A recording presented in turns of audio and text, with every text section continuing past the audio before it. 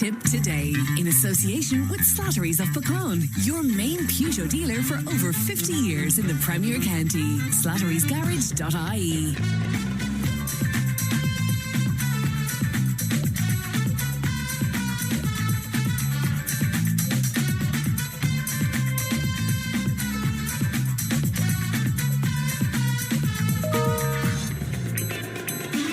Good morning, welcome along to Tipp Today, 1800 938 007. That's our free phone number if you want to speak to Leanne. It won't cost you. Coming up on the show this morning, Johnny Luby is on the way. We'll be joined in studio by psychotherapist Joanas Berkery, while accountant John will be taking us through the ever-rising cost of living. Our own GP, Pat Harrold, will be along a little later to answer your questions. We'll also catch up with some of our regular contributors. And of course, it wouldn't be Friday without our panel taking a look at the hot topics of the week. So all of that and much, much more on the way. You can text and WhatsApp 083 311 3311. You can email tiptoday@tippfm.com. Let's have a look at the front pages of some of your newspapers, and no prizes for guessing that right across the newspapers today there's coverage of what happened in Prague last night. The Irish Daily Mail, their lead headline, heartache in Prague. Robbie Brady and Troy Parrott's tears after their heroic effort fails to lift Ireland to victory. The main story on the front of the Mail today, the need for a multi-million euro bailout at the Department of Education just 3 months into the year has been blamed on incompetence, according to the Irish Daily Mail. The Irish Times, and again it's dominated by a photograph from Prague last night, and their headline on that, World Cup dream over after penalty heartbreak in Prague.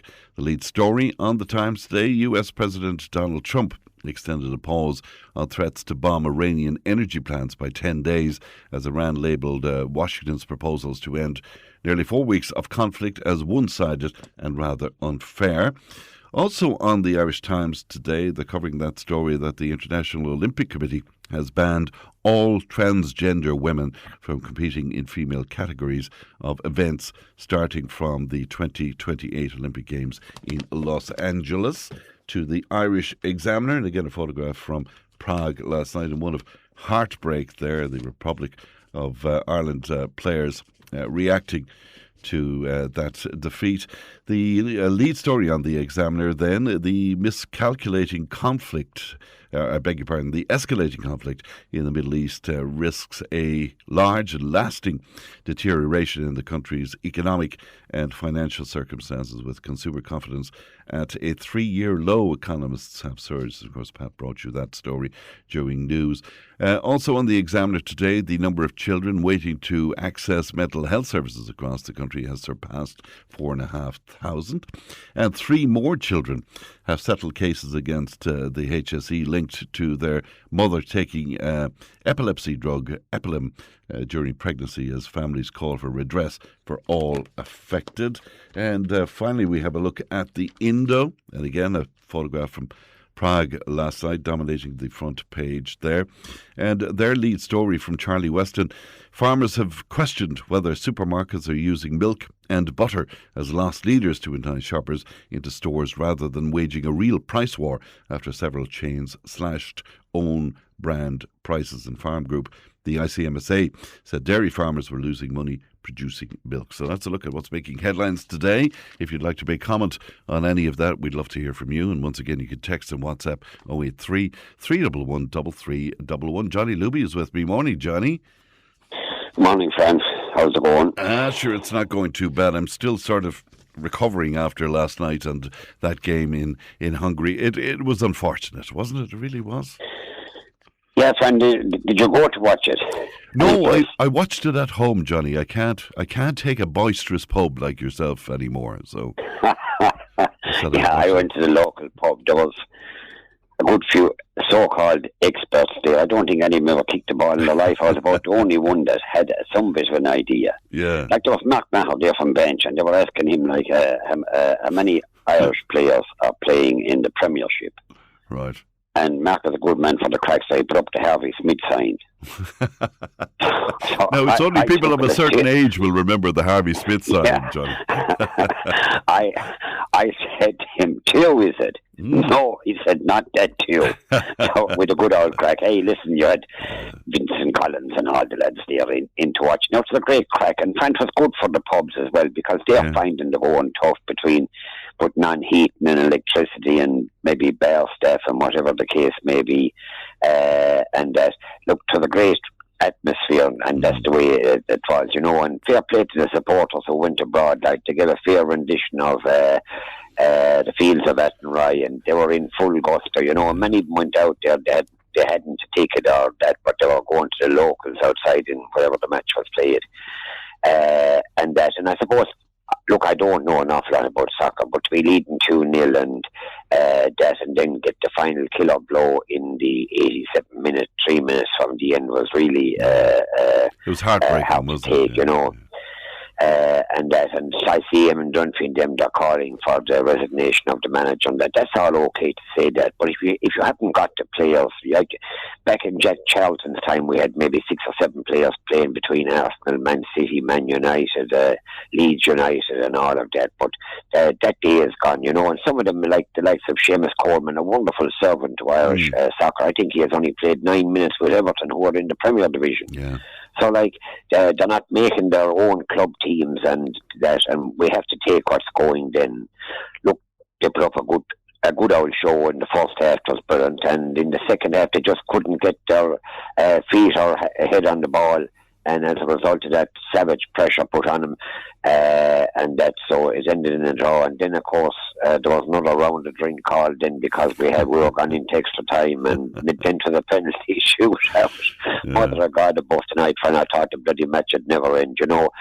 It's a huge loss to Dublin City for next Tuesday night when they're down to play Denmark. It could run into millions when you'd have 50,000 people there at maybe 70 or 80 euro or 100 euro per ticket. You're looking at 5 million plus another 5 or 10 million for the pubs and restaurants and hotels and all of that. Didn't it sell out anyway ahead of time? Because it sold out on the basis that we would, well, possibly would be playing that all-important game to get into the World Cup. But that's right, and now there's a challenge match on Tuesday night, and that's so. I don't know whether many of them will go. They'll just forgo it whilst they had the tickets. Do you think? That's what I would think. Maybe they give it to families with youngsters that want to go up and see them play, which is absolutely marvellous, you know. And that, but you mentioned Eamon Dunphy. I thought Eamon Dunphy had retired, but I see he's emerging again in one of the tabloids today. And as you say, he's calling for the manager's head, so it brings us back years to. Of course, the manager is a dentist by profession, and Eamon Dunphy says he'd have to extract, he says, 5 or 6 of them players and go and get players. And they were giving out about he's sitting down then all during the match rather than being out on the sideline. But you'd prefer a manager to be cool on the sideline, you know, and that they can see really what's going on. Well, I thought they looked great for an awful lot of that game last night. But will we go to hurling, Johnny, and that draw with Kilkenny? Yeah, last Saturday night, Tipp and Kilkenny played out a good workout of a hurling game. That's exactly what it was. I see some of the papers called it a thriller in Simple Stadium. That I don't think it was a thriller, because there was a lot of open hurling in it. And look, Liam Kerr got what he wanted out of it, and so did Derek Ling, the Kilkenny manager. It was a brilliant workout for the players, and look, it's down to brass tacks now of hard training for the next couple of weeks when you play Cork in the first round of the championship, which is in Semple Stadium in Tullis. So it's all systems go for the next couple of weeks. In the senior footballers, they beat Waterford rather handily. When one looks at the few people that turned up for the Tipp Waterford game, one would wonder why it wasn't played prior to the Tipp Kilkenny hurling league game on the Saturday evening. Like they were saying that there's not a great following for the football in the county, but like if you go in and pay maybe 20 or 25 euro for a ticket on Saturday night, money is scarce, and it's hard to go back on Sunday. Why not double it up to bloody hell there? And that Simple Stadium is well able to take it. There won't be a match on it for 4 or 5 weeks. and that rather than bring them all back a Sunday again with the cost of fuel and everything else. But that's the way it is. That's only my opinion now. Why wouldn't that happen? Is this all about television timing and stuff again, John? Well, yeah, I don't know. Well, first of all, the match wouldn't have been shown on television in your Tipp and Waterford. When it was played on Sunday, but I would say that it should have been played there before. Let the lads that are playing the football, let them play in front of some bit of atmosphere and things like that. There was 10,500 or 11,000 people in Tullis. Tullis is capable of holding 40,000. With the footballers, they might bring it up to 12 or 13,000, and they could sit down and watch both games. Yeah. But that's my opinion anyway. All right, good news for Borrisoleigh, Johnny. Yeah, absolutely fantastic to see St. Joseph's winning the All-Ireland C Colleges final. It is brilliant for the school, for the youngsters, for their clubs, many of them from the locality there of Borrisoleigh and Templederry and other areas around. It's brilliant for them to get to the final and win it. It is great for Tipperary hurling that another All-Ireland from Upper Church Drumbain winning the senior club in Croke Park, and now you had Borrisoleigh winning again in All-Ireland. Absolutely fantastic. And the under-20s then, great commentary from Paul on that the other night. We edged past them, I suppose. Yeah, edged past them. Yeah, they had a player sent off. I thought it was a rather harsh decision at the time. I even commented on it. But look, Brendan Cummins has done a very good job with them as well, because I suppose go back 3 years ago and Cork probably were the top team in that minor under 17, and now they're up to the under 20 bracket. And it was a hard start for Tipperary to play Cork in the first round, but no matter who they're playing in Munster, it's going to be hard anyway. They put up a good performance, scored some wonderful scores. That young Stephen Tobin from Carrick Swans Club seems to be a tremendous find. And Oisin O'Donoghue from Cashel is the captain of the team. And look, hey, fair play to them, Fran.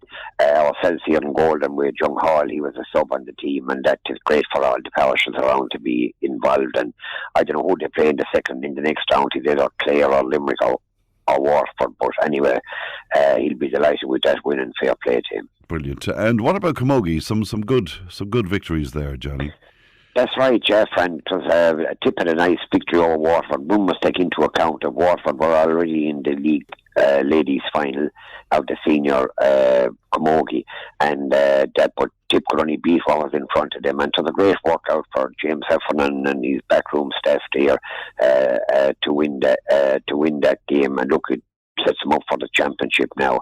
And then you had the under 23s winning the Munster final for the first time, I think it is. Yeah. And that augurs well for the future to see them girls coming through, and fair play to them. The ladies footballers had a good workout with Donegal. I think that match was in Clonmel. Laura McCarthy is the captain. Well, was the captain on the day, I think, anyway. But they look, hey, fair play to them. It was absolutely good for the GA scene, whether it is men or the ladies that are involved. Well, fair play indeed. To the rugby then, Johnny. Munster, that was a bad loss in South Africa, wasn't it? A slaughter. That's exactly what it was. 45 points to nil. Yeah. We went out there with a kind of a knickers of a team, whatever kind of a setup that is. You're going to see, that's a new word now that will be in English vocabulary shortly. I have to laugh. When a fella said it to me years ago, and I looked at him, I said, by God, you're dead right. I'll have to use that on Tipp FM. But of course, worse than that, then I think they have a small bit better insofar that Craig Casey and Jack Crowley and them will be back on the team for tomorrow, but they play at 20,000 feet of a higher level and that thing out in Africa, so they're going to find it very hard to get a victory out there. Now, they'd want a victory badly in something, because if they don't make the top 8, they're in a small bit of turmoil as well. And of course, the backroom scene wouldn't be hectic at the moment. It seems to be in turmoil. They're looking for 100 redundancies, and I didn't even think that they had that many implied. But Mother of God above tonight, they'll have to get it someplace, because you have to have cutbacks if you want to get in extra players. And like, the following isn't there like it used to be back in the day of Alan Quinlan and Dennis Leamy and all of those lads. But look, just like everything else, they'll have to sort out their own problems there. And I suppose on the club scenes, magnificent win for Cashel, their senior rugby club, and of course Clonmel as well.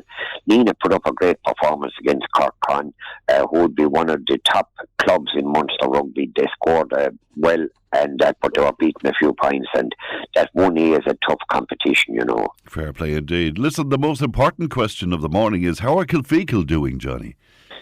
Yeah, Frank, thanks be to God, touch wood. They're having a wonderful season. They won the Munster League, and as a result of that now they play up in Mullingar tomorrow against Boyne of Leinster to see can they get to the final. And if they do, then it is a case of going up senior, please God. Like for the likes of Kilfeacle, that's in existence 40 odd years, little did they ever think that they would be on the road to Mullingar to see are they capable of beating the Leinster champions and getting into the final and going up senior, then where you play the winners of Connacht and Munster. Frank, is unbelievable. Like they won the Gary Owen Cup, they're in the final of the Munster Challenge Cup, and they're also in the quarter final, I think, of the Munster Junior Cup. Their seconds are in the final of the Web Cup. So look, things are going well, but that's the way it is with a lot of clubs out there. You go right well for a couple of years and then a setback and the whole bloody lot, but you have to take it when it comes. And well, that's for sure. So you wouldn't describe them as the knickers of a team then, Johnny? No.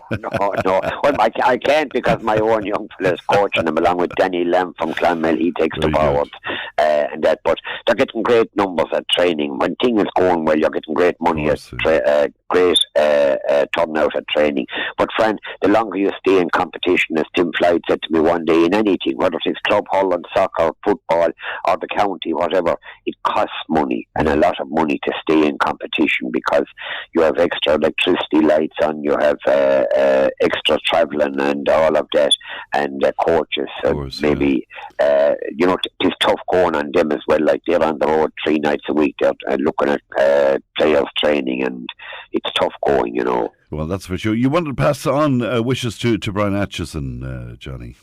That's right, Jeff. And in the horse racing game, Brian Atchison there of the Immigrants First in Clonmel, and runs the horses under the ownership of Rob Kerr, which is his 2 children. And that he had 2 marvellous winners in Cheltenham, and fair play to him. It is brilliant to see him getting a small bit of luck, and that is fantastic. And of course, Aidan O'Brien started his flat season, which started last weekend with 3 winners, and Dennis Hogan of North Tipperary had his winner on the day as well. So it certainly augurs well for the future. There's the bloody post movement dropping in. I was going to say a second bill into me, but anyway, look, tis the horse scene and the greyhound scene is going well between Clonmel and Tullis as well, to give them their due. They have some great charity nights coming up, so the best of luck to them. There's no bingo tonight, are you telling us, in Clarehan? That's right, Jeff, and in Clarehan there's no bingo tonight, due to tragic circumstances, where I might as well extend my and many more sympathies to the family of the late Jackie McGrath. A wonderful girl she was in Clarehan. To get the bingo going for the community centre, she'd often ring me, bingo is starting back.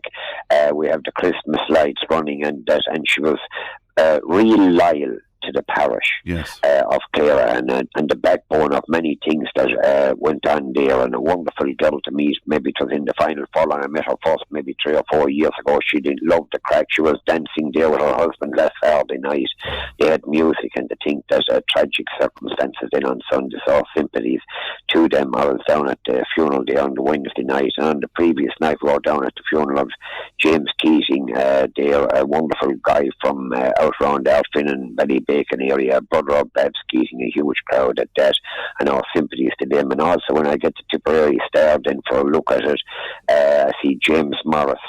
He'd be the grandfather of Jake Morris, the Tipperary hurler, but a wonderful man he was in every way. A great employer. Years and years ago he was involved with that big builder from Killalute, Tom Hayes, who kept some great greyhounds, and James was a great employer. He born, bred and reared in Borsakin and moved into Nina then, and that now sympathies to the Morris family. I'd have known Noel Morris right well.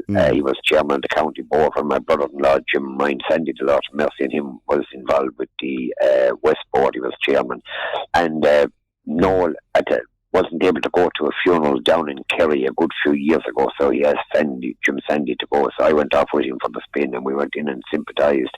Jim was chairman of West Tipperary Board, and I was behind him. Then Johnny Luby, vice chairman of Tipperary Board. So they were this crowd was delighted. But we discovered after going in and even given half an hour on the queue that it was the wrong funeral. We were down in Tralee. So we had to go back to the proper one again. But anyway, they were the days. Oh, for sure. And condolences to all the Morris family, and particularly Councillor Shamie Morris, who's a great friend to the show over the years as well.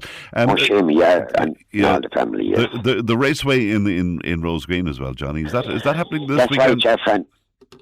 And next Sunday, the 29th of April. You're a month ahead of yourself. It's still March, to the best of my knowledge, anyway. Oh, what date is today?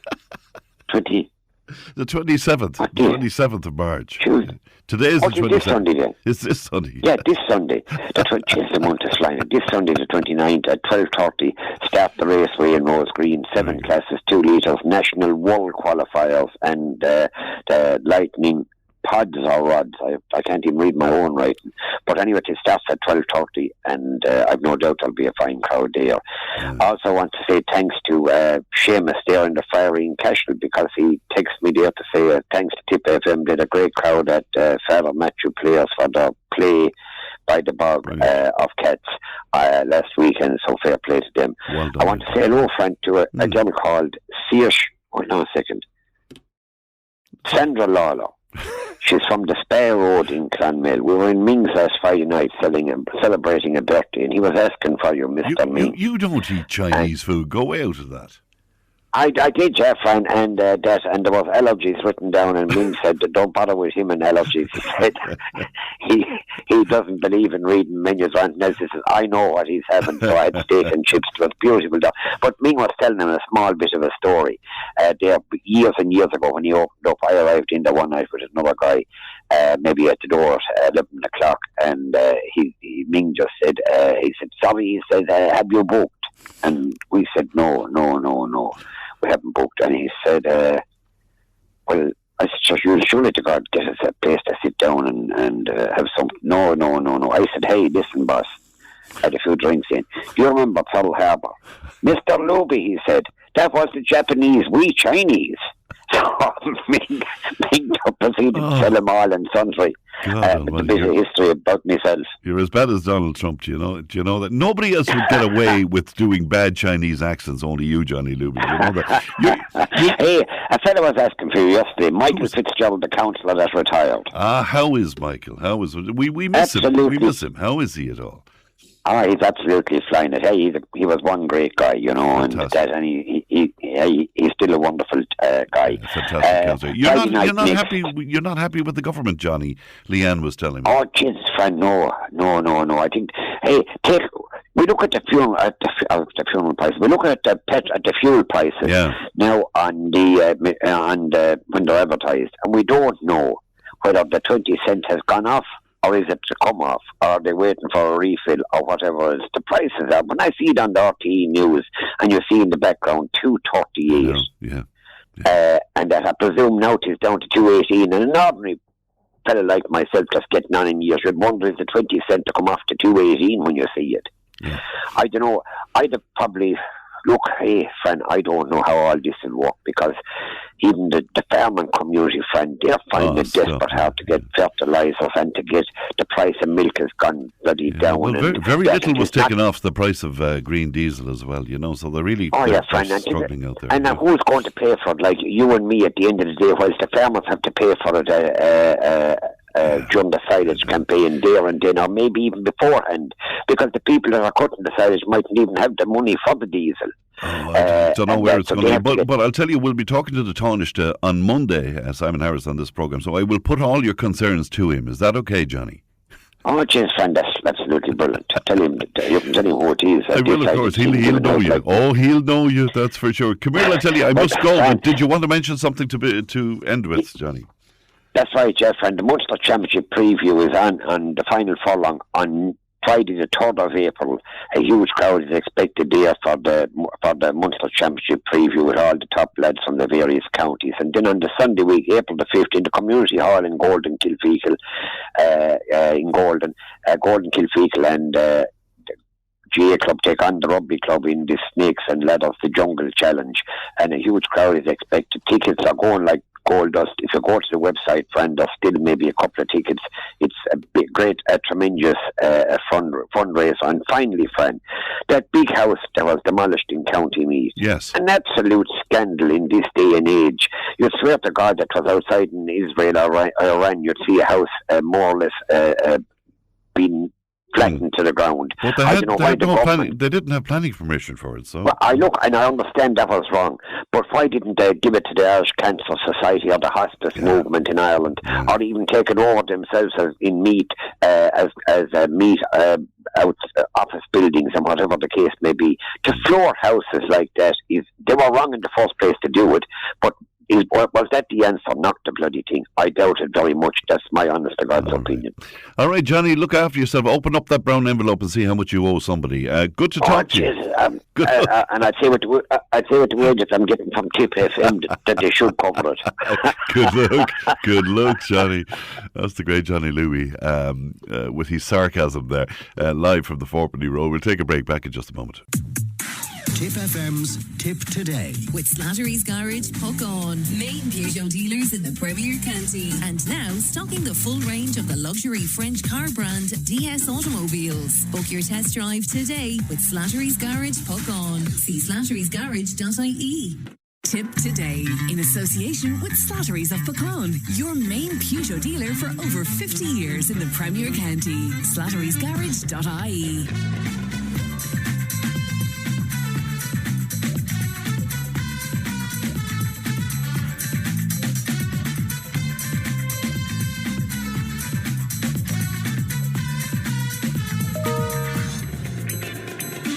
Now, listen around to say, Fran, will you wish John and Louise all the very best on their wedding day from all of the families? Well, John and Louise, we hope you have a wonderful, wonderful day and a wonderful life as well. We don't have surnames or anything like that.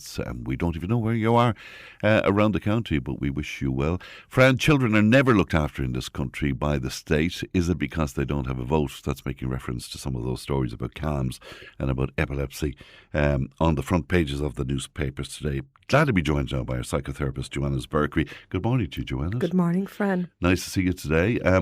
You were watching that game last night as well? I was watching that game last night, and I tell you, my breathing exercises helped. Like myself, you're doubtful about, penalty shootouts to end a game. I was looking, of course, once a psychotherapist, always a psychotherapist, and I was looking at the guys walking up to take the penalty shootouts. Stop, yeah. They're so young, Fran. I know. And they're the so pressure young of the world and innocent. And the eyes of the world, how they even kick. Yeah. I'd miss the ball. I know. I'd run away. I think I'd start crying. Oh, I know. Yeah. Well, I was, but anyway, there you go. You're going to talk to us today about alcohol. And in your practice, Joanna, are you dealing with clients who have alcohol issues or families affected by alcoholics or alcohol users? Is it a mixture of both? Yeah, when people think about alcohol, they think of the extreme. They think of the alcoholic who drinks 7 days a week and he or she or they, can't do without it. I'm not talking about that. I'm talking about the effect of alcohol, 1 or 2 drinks, even on our cognitive mind. Interesting. Yeah.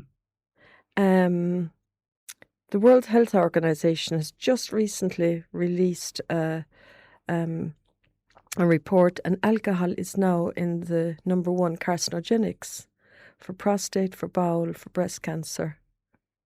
And that's not excess alcohol. We all think the guy that's in the pub like at 10 o'clock in the morning is the alcoholic, but that's not what I'm talking about. And I'm not talking about alcoholism. I'm talking about habitual use of alcohol. What, a couple of drinks after work? Yeah, or this thing on a Friday where... it's a treat. A few glasses of wine is a treat. Am I looking guilty? You're just starting to turn pink like your jacket. Blushing. I didn't realise I could blush. Yeah. It's a good thing to blush, Fran. It releases the something or other. The inner stress. So it's not the alcoholic or our perception of what an alcoholic is. That's not where I'm going. There's a load of treatment centres. There's a load of that out there. But I'm talking about the person who feels like if I say to you today, okay, Fran, okay, let's play an experiment and you don't drink for the next year or the next month. Let's say a month.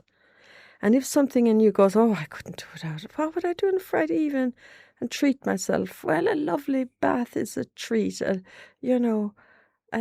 nice Indian head massage is a treat. There's loads of treats out there. And alcohol isn't a treat because what it does, it depresses our inhibitions. And that's great. And if we've social anxiety, that's great. But it's a depressant of our psychosomatic system in our body. It depresses our mental anxiety, but then it depresses everything. Yes. And it's one of the greatest depressants that's out there. And the thing that bothers me, it's so socially acceptable. If I go out and I'm not drinking, which I don't drink anyway, it doesn't happen anymore, but they'd say, are you sick? Are you on antibiotics? It's such an Irish thing, isn't it? It's such an Irish thing that there's no excuse for, like, no, I'm choosing not to drink because my life is too precious to waste a day in a hangover. You know, I don't want this affect. Like, I remember, and I hear this so many times, especially with couples, and they go out and they're having a few drinks together, and then the following day it's all picture, no sound, and then it's, you said to me last night, or you were looking at that guy last night, and the other person has no awareness of it because it has depressed those inhibitions, and those inhibitions and everybody seems like your friend, and it feels real good, feel-good factor. Warm and fuzzy. Warm and fuzzy, and the following morning most people don't remember the conversation, and they look at their phone to see, is there a text to say, darn you, I never want to speak to you again after what you said last night. You don't know because it creates that fog, and it's so easy slip from that one drink or two drinks into 3 and 4, and then you're really gone down a slope. And then what happens is it increases your impulsivity. So your impulse to say, well, I've always wanted to say that to her, and you throw it out. Yeah, and then how often have we seen that happen? Oh, yeah. But can you, like when you sit here at 9:30 on a Friday morning, like if you look at that scenario, what are you doing to yourself? So I say to people, why are you drinking? And they'd say, oh, I couldn't go out, or I couldn't sing without drinking. Like, so many, the match last night, I watched that and I have this soda stream, I love it, and I had mint and I did my fizzy water. So many people today are really sick after it. Of course, because the pubs were full. Jammers, I came into town at one stage and it was like, it was Christmas Eve. Yeah. But is there any, I mean, every so often if you have a celebration like that and a feeling of camaraderie like that, is that... That's fine if that's your choice. Right. But make it your choice rather than a have to. Okay. So I'm saying to you, or I'm saying to anyone, or if anyone's listening in, okay, I'm going to give up drink for April. And if that fills you with trepidation and you feel your body tightening and you go, oh God, I couldn't do that. Oh God, no way could I do that now. Like, I had a lot of stress in my life a few years ago, and when I'd come in home, people would say, oh, Joannas, treat yourself now and have a hot porridge. That was...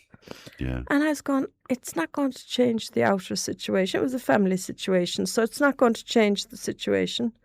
Yeah, it'll change my reactivity, but also it will change tomorrow my irritability because it's affecting my liver. My reactivity is higher. I'm much more impulsive.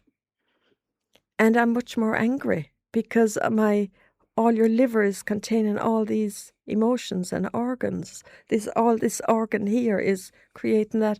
And then I wonder why my tolerance level is very low facing into the family situation again the following day.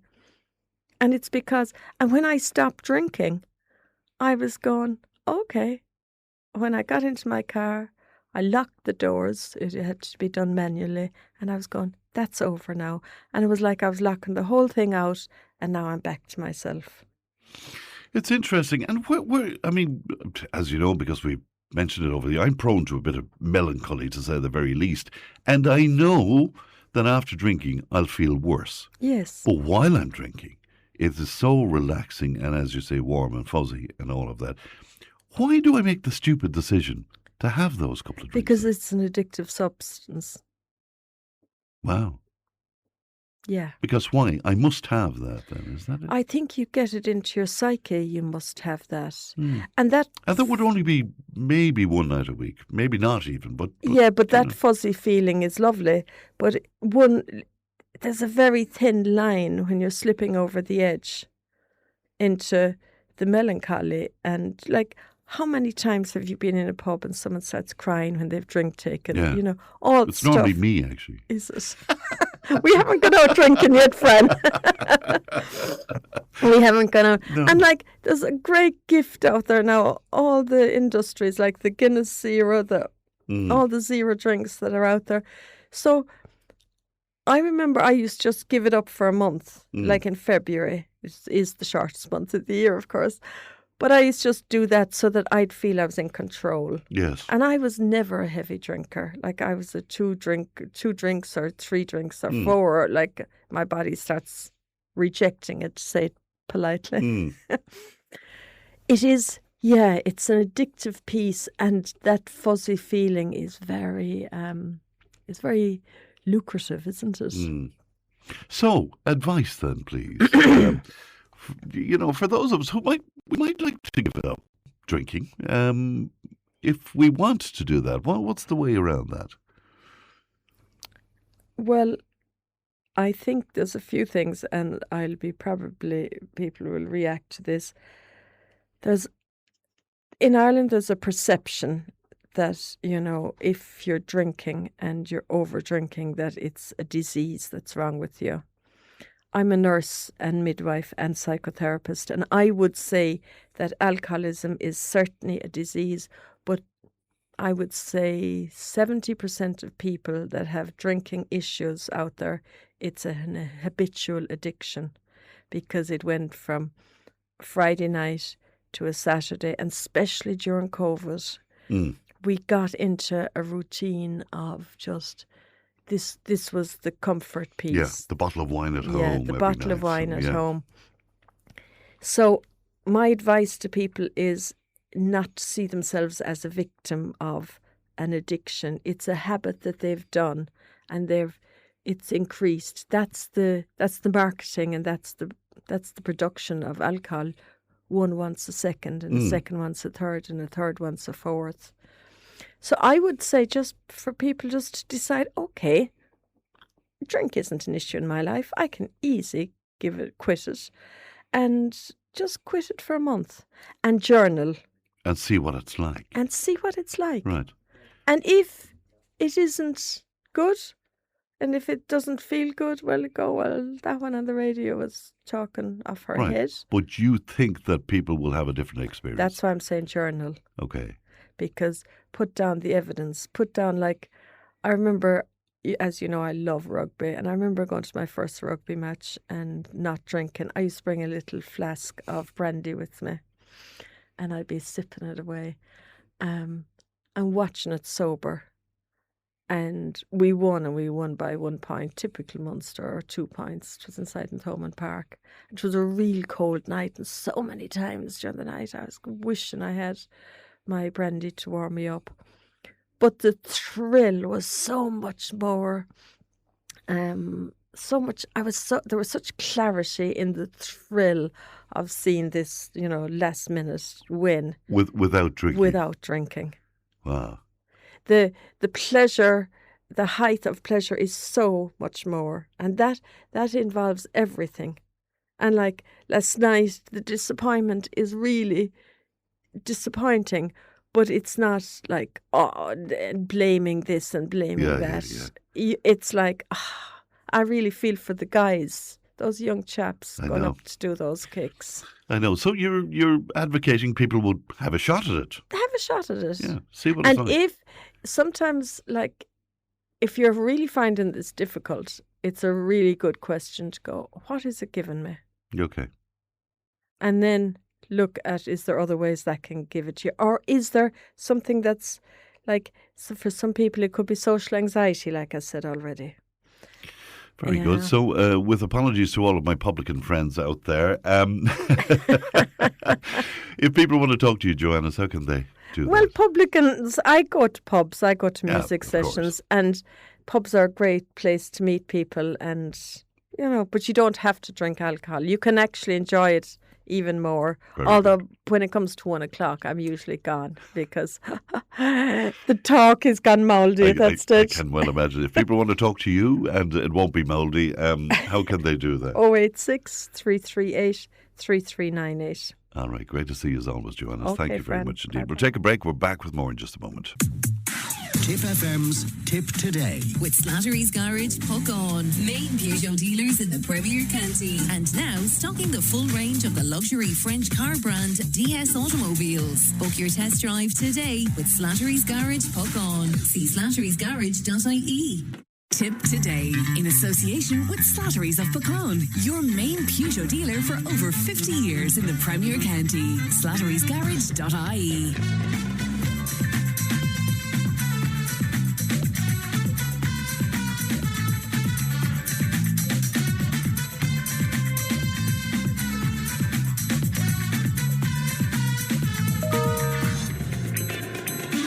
Now, the recent sharp rise in energy prices is likely to push the rate of inflation this month to between 3.5% and 4%, up from 2.7% in February. That's according to the Bank of Ireland. Well, John is an accountant and is a regular contributor to the show, and he joins me now. John, good morning to you. Good morning there, Fran. How are you doing? I'm well, John. Good to talk to you today. You've been telling us that this is a cost of survival crisis. What do you mean by that, John? Well, for an awful lot of people, it is, Fran. Just to give you kind of a few figures here. Yeah. Like, we're the second most expensive country in the EU, and we're one of the 10 most expensive countries in the world. And, that's a great achievement to get to such a state that the country is one of the most expensive places to actually live in. And I don't see that reflected in what most people are paid in this country or anything like it. So you kind of go, like, I don't know if do you remember years ago when people would say, they were going to Japan or something like that? Yeah. And they say, like Japan, hugely expensive country altogether. I know people who've been there the last year or so, and they say, yeah, Japan is quite cheap compared to Ireland. And I'm kind of flabbergasted when I hear that. Over the years, John, some of that was put down to the fact that we're an island nation and, anything that comes in here or goes out of here has to be trucked or in by plane or whatever. Does that still play a part in the cost of living and the inflation going through the roof as well? It probably has a small amount to do with it, Fran. It wouldn't have a huge amount. Like, to be honest, up until very recently, the cost of transport into the country was very, very little. Containers were come from China, and there was very, very little cost with them. Like, at one stage, they were kind of taking stone from Ireland to China to get it cut and bring it back, because the cost of transport was actually so cheap. And that's only a few years ago. And obviously, in recent weeks, we can blame the war in Iran on the cost of living. But long before that, I mean, the cost of living in Ireland has been, extremely high indeed. What do you put that down to then, John? I think the government has to take an awful lot of the flak on it, because you look at electricity. Electricity is 30 to 48% more expensive in Ireland and in the rest of the EU. Yeah. And that's deliberate choices made by the government. They kind of bring in carbon taxes all this kind of stuff. So, it's kind of mad stuff. Like, the government is really responsible for an awful lot of things going up in price. Yeah. Every time they kind of put up the carbon tax, that's extra. And that's kind of across the board. And to be honest, like, the government really isn't very good at spending money. And that's a huge knock-on effect across the economy. And to me, they're similar to kind of a drunk who gets a big inheritance. They just squander the money. And the value of money has actually been lost because of it. And how do you feel about the government intervention in the last few days on the price of petrol and diesel, for example? How do you feel about that intervention? Well, it's kind of welcome, but at the end of the day, Fran, the government is still getting exactly the amount that they were probably getting 6 weeks ago, because the price has gone up, the VAT has gone up. So they're benefiting from all of those. They're benefiting from the increases, obviously, as well. They benefited hugely from the increase, and now they're giving a few pence back to people because I think people just need it. Yeah, and of course, where the home heating oil is concerned, I mean, that's jumped dramatically, and I'm thinking particularly of older people or those living alone, and how difficult it is for them to make ends meet. But they tell us that the intervention on that was only tiny, but that's because of these EU tax rules. So, So there's always an excuse, isn't there? Yeah. Are we an independent country? Are we just doing what we're told to do, kind of thing? And with older people, and it probably impacts more on rural people. Yeah. The home heating oil than it does people living in cities like myself. Like, when a thing doubles in price, like, that's price gouging, kind of basically straight. It basically doubled in price overnight. And what did the government do about it? Let it happen. Did nothing about it. So, and that's like, this elderly people probably have those kind of fuel tanks dotted around the countryside, and people who wouldn't be in the top wage brackets, I'd imagine, in the country. So it's a massive impact on people. Not to mention carers, and we hear from carers all the time on the programme here, John, who are really, really struggling out there. And I mean, if you're caring for somebody who's particularly unwell, heating, for example, is very important to them, and they must have heating on all of the time, and probably at a very high level as well. Those people are really struggling. Yeah, absolutely. Fuel poverty is a huge issue in this country. Like, a few years ago, I went kind of electioneering, which is kind of a local candidate here in Independent Ireland, and the thing that struck us, the amount of people that came to the door to talk to wearing big, heavy coats because they obviously couldn't afford to heat their own house. And it's just not really ideal when that's the thing. And I think it's something like 300,000 people are behind on their electricity bills at present. So that's a lot of people struggling. If you can't afford your electricity, there really aren't going to have much left over, I would imagine, for kind of, going to matches, going out, going stuff like that. For any kind of luxury, really, I suppose. I heard some advice as well, which is, use public transport as much as you can. But for families, again, in rural areas, John, I mean, the car isn't a luxury. It's an absolute necessity. No matter where you live, a car is a necessity. I live in Dublin. A car is a necessity. The kids could be going 3 or 4 different ways at once. You cannot get a bus that will take you every way, especially when you're putting all the gear in the back for training and stuff like that. So a car is a necessity. It's a necessity for the vast majority of people in this country. And when you look at the price going up of petrol, it was like magic there the last few weeks, because every time I passed the local garage, the price had gone up, and you were kind of going, oh my God, it's gone up again. Yeah, very, very slow to come down, though, even with the intervention by the government. I must wrap up, John, but before I do, can I just say to you, I'll be speaking to the Taoiseach on Monday, Minister for Finance as well now, of course. What would you have me say to him? Well, there's a big difference like we're the second most expensive country in the EU, and yet I think it's about 300,000. Fran, just bear with me here. 300,000 households have an income over 100,000. Those people are all right. I imagine he is surrounded by people like that. All his advisors who are paid ridiculous sums of money. They are all on 300,000, not 300, but they're on 150, 160,000.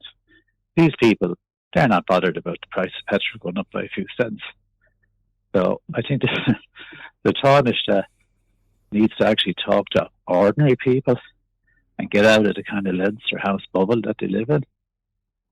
You know, like if everyone around you is on huge money, you know, it's a different ballgame compared to, like I listen to Tipp FM, and most people are just normal kind of people trying to make a living, look after their families.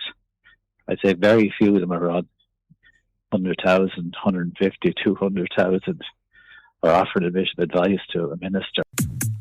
Tipp FM's Tip Today. With Slattery's Garage, hook on. Main Peugeot dealers in the Premier County. And now stocking the full range of the luxury French car brand DS Automobiles. Book your test drive today with Slattery's Garage, hook on. See slatterysgarage.ie. Tip Today, in association with Slattery's of Pecan, your main Peugeot dealer for over 50 years in the Premier County. slatterysgarage.ie.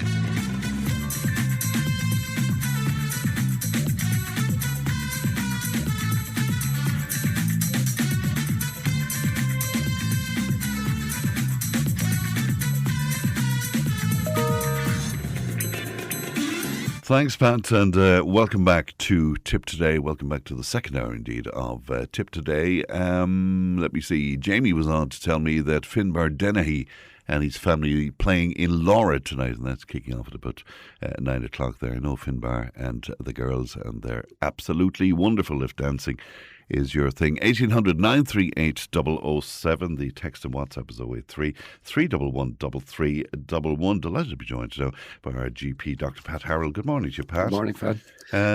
You were watching that game last night? I was watching the game last night, and sure, it was very sad for the lads, you know. Yeah. I thought, you know, Queeveen is supposed to be the best penalty stopper in the business, and the creator, but I think it was a bit too hyped by RTE, though. Do you think so? Well, you know, the Czech Republic were 15 places ahead of us in the rankings, and we were going in really as the underdog, and it was away, you know. So, but it was like, we've got this in the bag. All we have to do is beat Denmark. It seemed like half of Montrose was out there. I know, poor old Michael Lester. Yeah, there was very few of them at his funeral because they were all out at the soccer.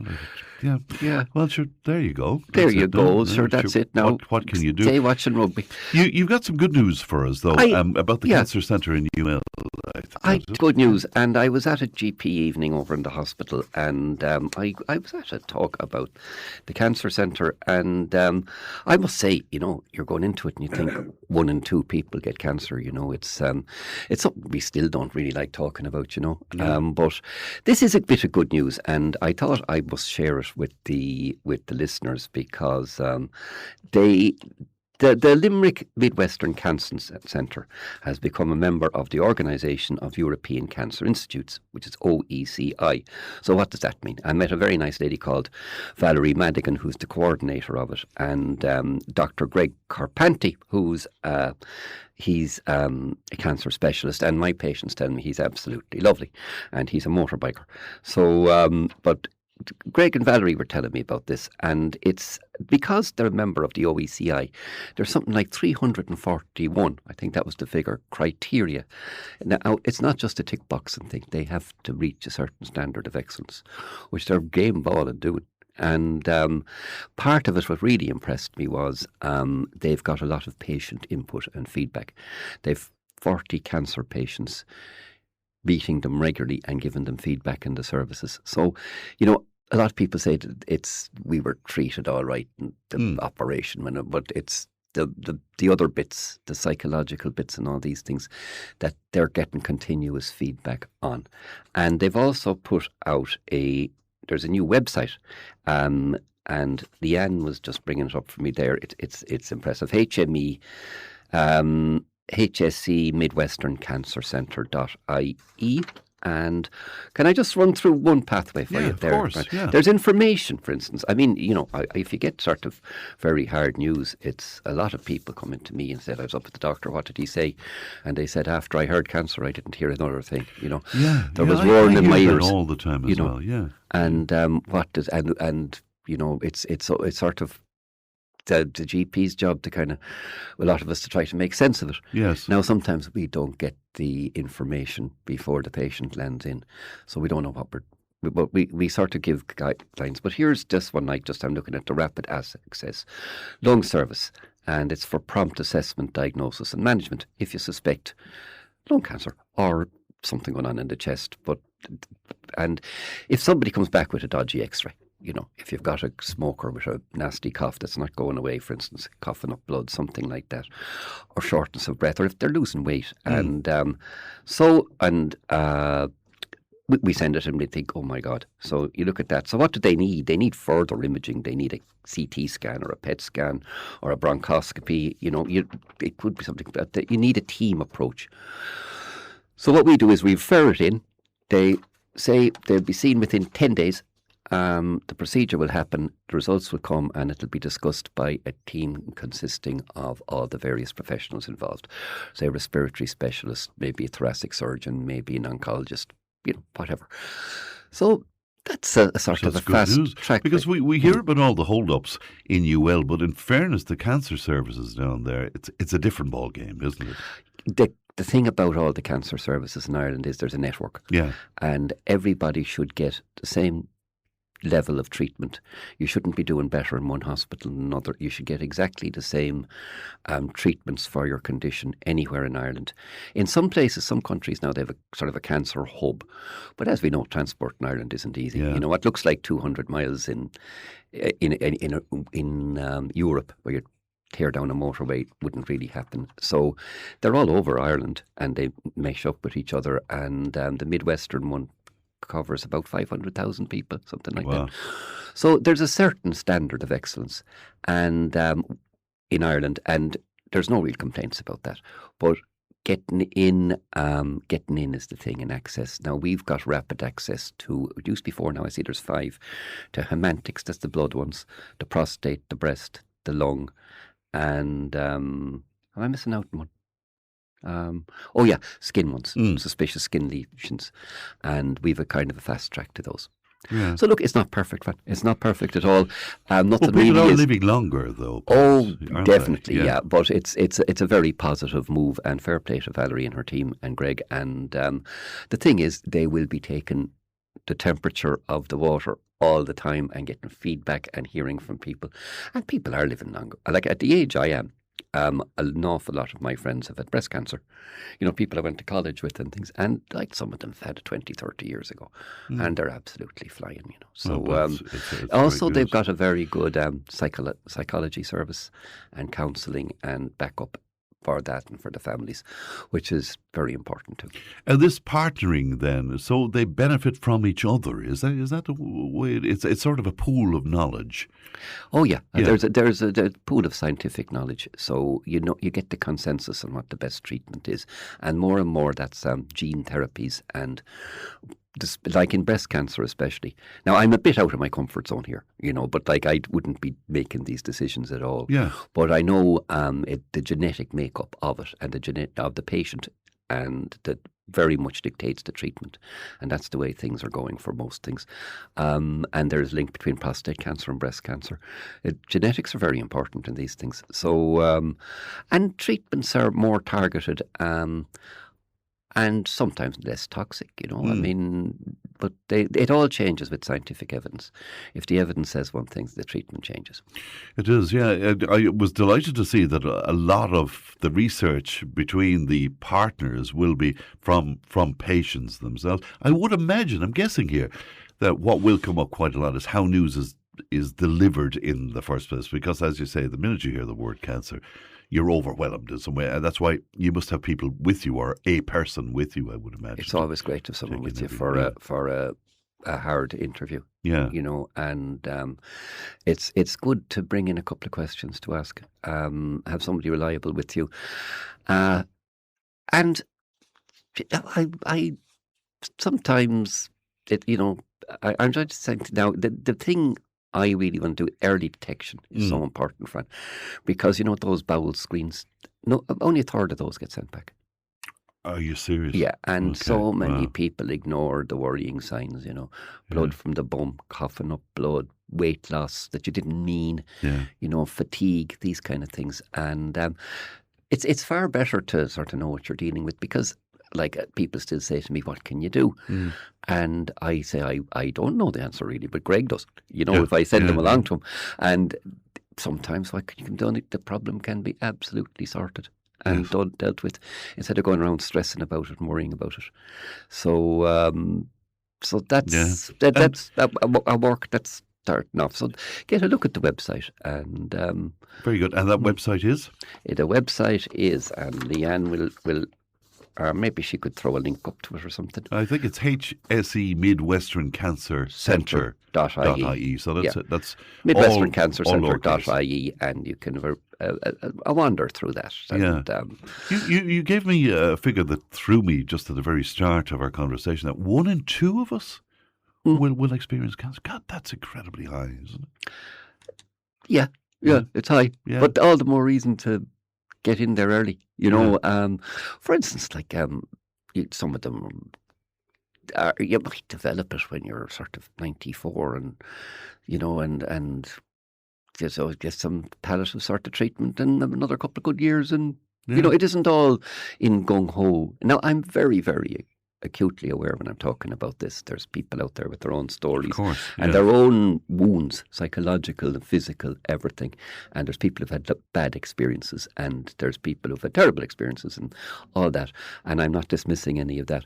But what I'm talking about is going forward. This is the plan, and fair play to the Midwestern ones. They've got, they've signed up a sort of a pledge. We will do it this way, and it's best international standards going forward, and that's what they're aspiring to, and that's what they want to do. So best and one of our listeners is wondering about whether or not, if you've had an experience in the past that you would like to share with this team. Can you do that, or is it a case that it's from here on in, if you know what I mean? I just don't know. Yeah. But I think you should go on the website, and I'm sure they want feedback. Yeah. They want feedback, and they want to know people's experiences and things like that. So if you go on the website, and I'm sure they've got contact details. There's a lot of secretary contact details I noticed on it for. So if you're with such a specialist and everything, you actually know the person to contact. So it's all very open and transparent. Very good indeed. All right. What are you seeing in the clinics, Pat? I mean, are there colds and flus all over the place? Because I'm covered by hankies and tissues here and everything. I seem to have one cold after another, and other people are the same. Are there a lot of chest there is, and I saw a lot of nasty tonsillitis in toddlers, which it's kind of hard enough to see their little throats, Yeah. So generally, if they have a good belt and temperature, and they're a bit off, it can be tonsillitis. Sometimes we don't really know it's prevalent. We had a few people very scared about meningitis with the Kent thing. Now, I know you've talked about this already, but well, I'll just let you know what you look out for again. Of course, it's the and every doctor knows. I tell every junior doctor, you will see not many in your lifetime, but sometimes you see a kid and they're perfectly well at 6 o'clock, and at 9 or 10 o'clock they're developing the symptoms of meningitis. So it's well for a parent to know. And the photophobia, don't like the light. Mm-hmm. In fact, when we're shining the torch to look into their little eyes and ears, we always shine it well into the eyes, and if they can't abide that, that's not a good sign. Yes. Headache, back of the neck, the meninges, they can't kiss their knees. So the neck is sort of stiff and sore. If you get a blotchy rash, that's blood under the skin. It doesn't go away if you touch it. Bad sign. That's not a good one. That's meningococcal meningitis. Now, there's different types of it. Some more severe than others, but that's a complete. Ring the ambulance. We'll give penicillin straight away. If you see the rash, and can the rash be on any part of the body? The rash, it can be anywhere, but the rash is non-blanching. So if you press on it and it doesn't go away. Okay. They use the glass method.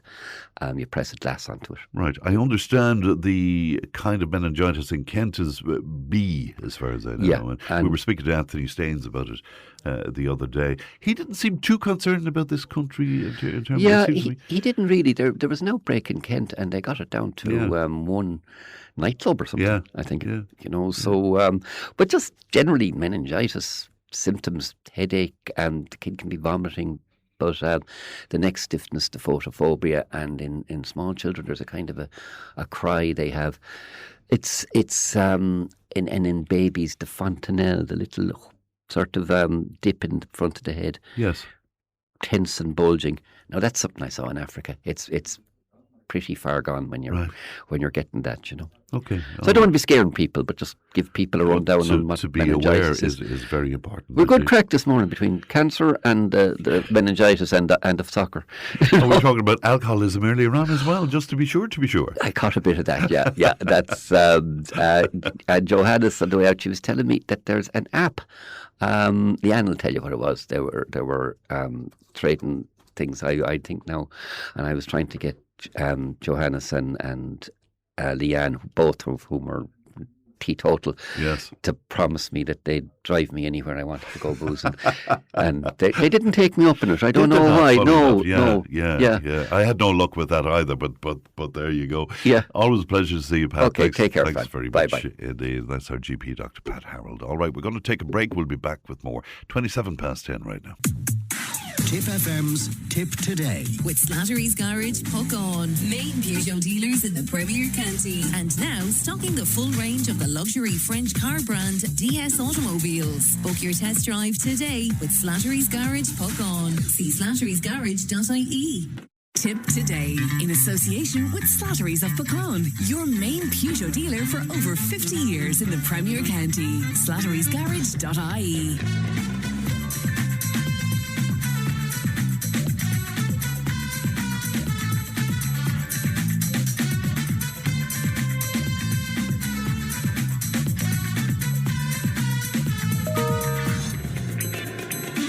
And you're very welcome back to Tip Today. Now, Jamie was telling me that Finbar Dennehy and the family are playing in Laura tonight, and he also goes on to tell me, and I didn't see this piece of the message, that my old friend Pat Costello is on Dunkerrin tomorrow night, and I know that another friend of mine, the great T.R. Dallas, is appearing at T.O. Park on Sunday afternoon between 3 and 5:30, and that's just outside of Mitchelstown.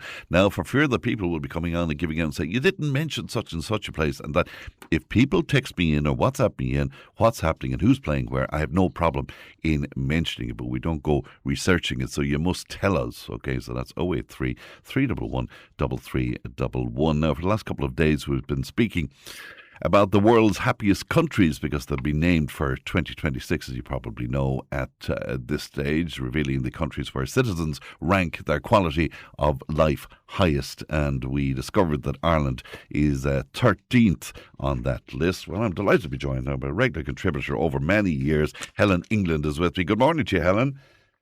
Many, many years. Good morning, Fran. How are you? I didn't mean that in a derogatory way. No. I'm just taking a minute to be silly. I meant that with great delight, Helen. Dallas, I can't believe T.R. Dallas is still out on the circuit. He is indeed. I haven't heard that name for years. Yeah, Tom Allen, the great Tom Allen. He is indeed, and doing very well. He started very young.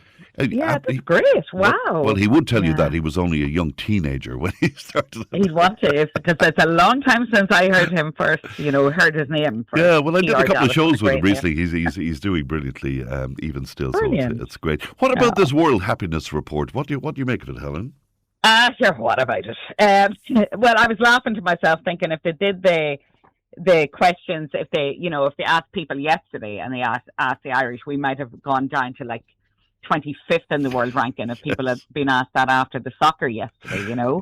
But yeah, well, listen, this is how I look up lists. I look at who's number 1, 2, and 3. Where do we land and where were the Brits?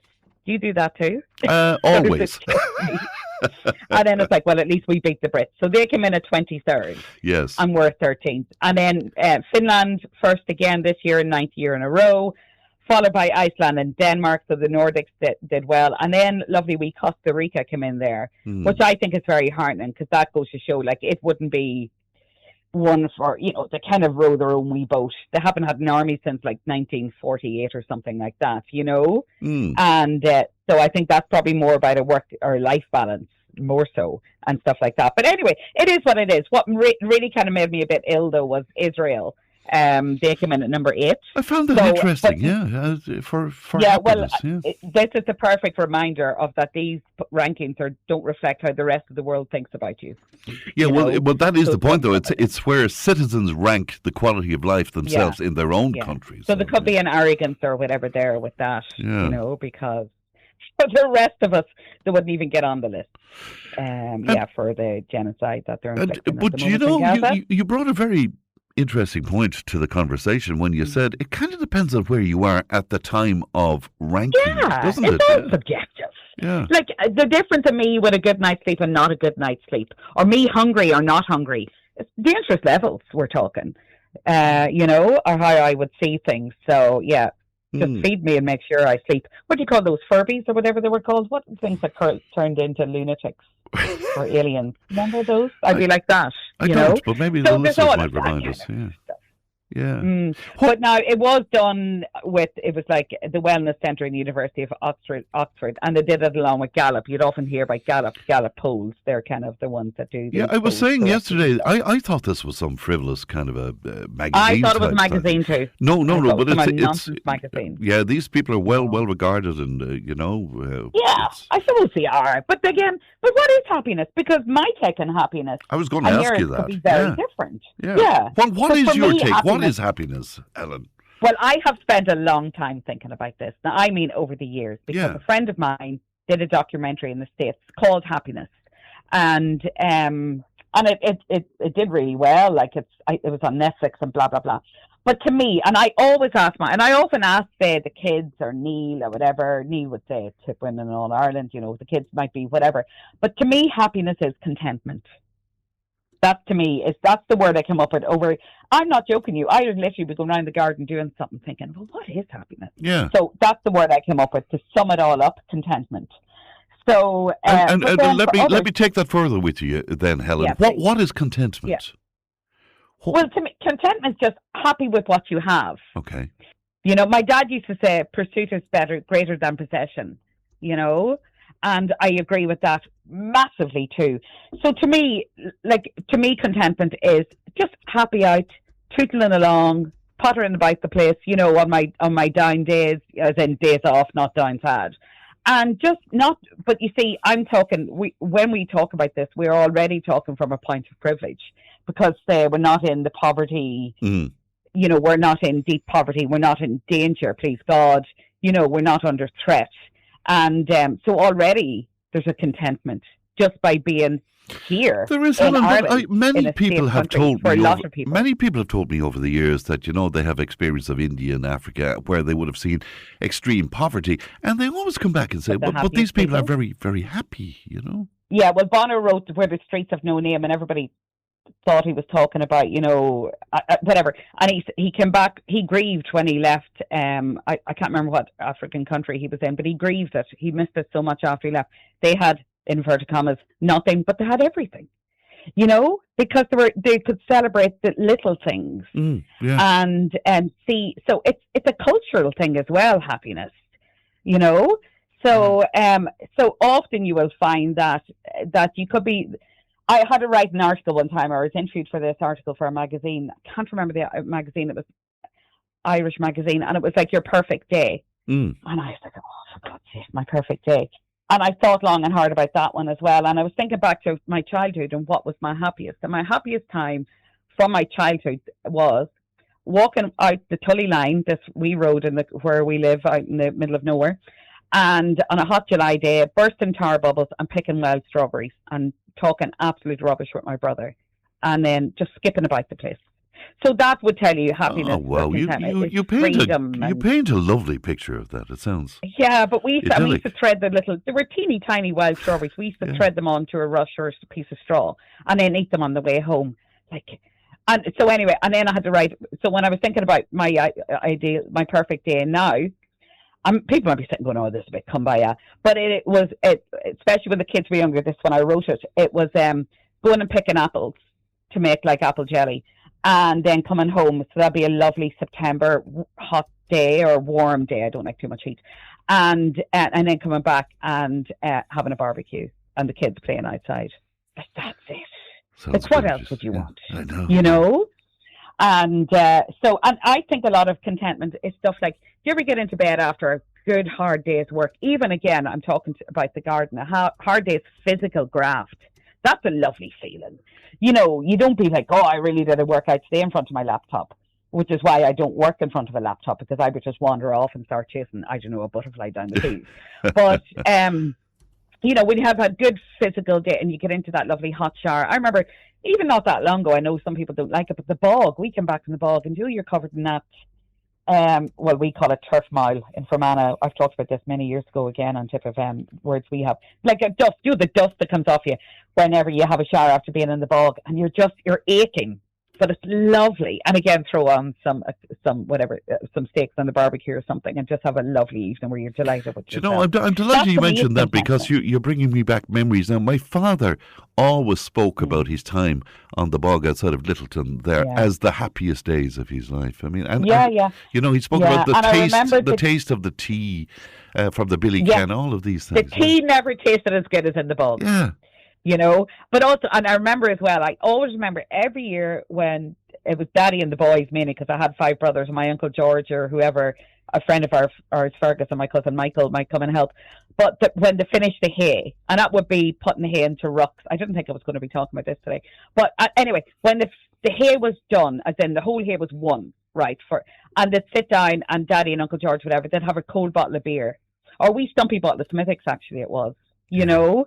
And that's what and they would be delighted with themselves. And my father-in-law, who wouldn't really drink, he would still talk about having a wee shandy or a bottle of beer when he finished the hay. You know, that lovely heat on your skin and the smell of the ground when the heat's been on it. Yeah. It's just lovely. You know, so that to me is contentment.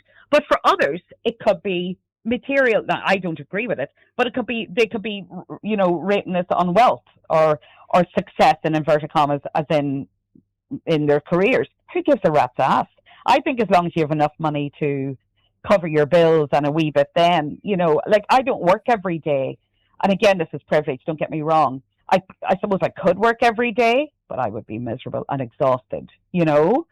And so that's how I do it. But still, technically I could work more. Yeah, I was looking at this last night, and not to get all philosophical about it, but Aristotle said that it's about living a meaningful, virtuous life and following your potential. Is that too kind of airy-fairy about it all? But Jesus, because when you putting pressure on me. No, it's not. No, but I mean, you spoke about the simple pleasures, and that sounded so beautiful. To me, you know, to me, that's the simple pleasure. For me, at the moment, for my daughter Maddie, I made a chicken pie yesterday. That to her, she was so happy. She loves chicken pie.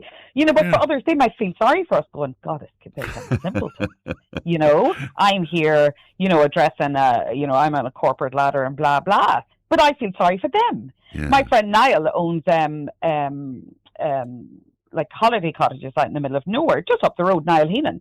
And he said, like, he'd have people coming over from the likes of Norway and these other countries, or the UK or whatever, leaning over a fence with their phone, taking recordings of the cows or the sheep or whatever noise is there, and send it to the lads in the office to go, listen, look what I'm listening to. This is hilarious, you know? And they just think that's amazing and mind-blowing. Where to us, for most of us, we live in, you know, Ireland's a rural country anyway, even in the middle of Dublin. Like, it's not exactly the metropolis. So we have access to this, so what we take for granted. I remember being as well working, and I was over in London there not so long ago, and I was talking to this fella, and I was standing on, what do you call that street? That's the real Irish part of London where the Galtymore was. Cricklewood around there, is it? around there anyway. And I was like going, and he was like, and where do you live? And I was like, well, I live in Tipperary. And he was like, so what's it like? And I was like going, well, when I drink my coffee in the morning, I look at the mountain to see what the weather's going to be like. And he looked at me with his mouth open going, that's crazy. And we all had those English cousins that came over for in the summer, and they were like, what do you do? Like, what do you do? And we're like, we run down that field. And then what do you do? Well, we run over to that field. And then what? We'll run back up again. And they were like, this is terrible. This deprivation, you know? But we're delighted with ourselves. Of course, yeah. And just finally, Helen, how much of it is down to personality type, do you think? Because, you know, 100%. Because so I'm like that guy in the comic strip years ago that went around with the cloud over only his head, and it seemed to be raining on only him. How much of it is down to, I mean... That's the attitude. Yeah. Well, I talk about attitude in my work a lot. So I deliver these talks. Yeah. And I begin, middle and end with attitude. And how we choose our attitude. Again, this is when you're not facing stuff like Pat was talking earlier about people who may get a cancer diagnosis. That's very different and initially very, daunting and whatever. Yeah. But, but attitude is at the beginning, middle and end. And Bronnie Ware was this Australian palliative care nurse. I often tell a story about her. But anyway, she wrote this book about the top 10 regrets of the dying. And she said, I think one of the highest thing was people who realise that happiness is a choice. Wow. And I was like, wow. I read that about 15 years ago and it stayed with me. Yeah, so happiness is a choice. That they got to their deathbeds before they realise happiness is a choice. Again, when you move away. And these are people who are dying, but they look back in their life and thought, I just could have been happier. I could have allowed myself to be happier.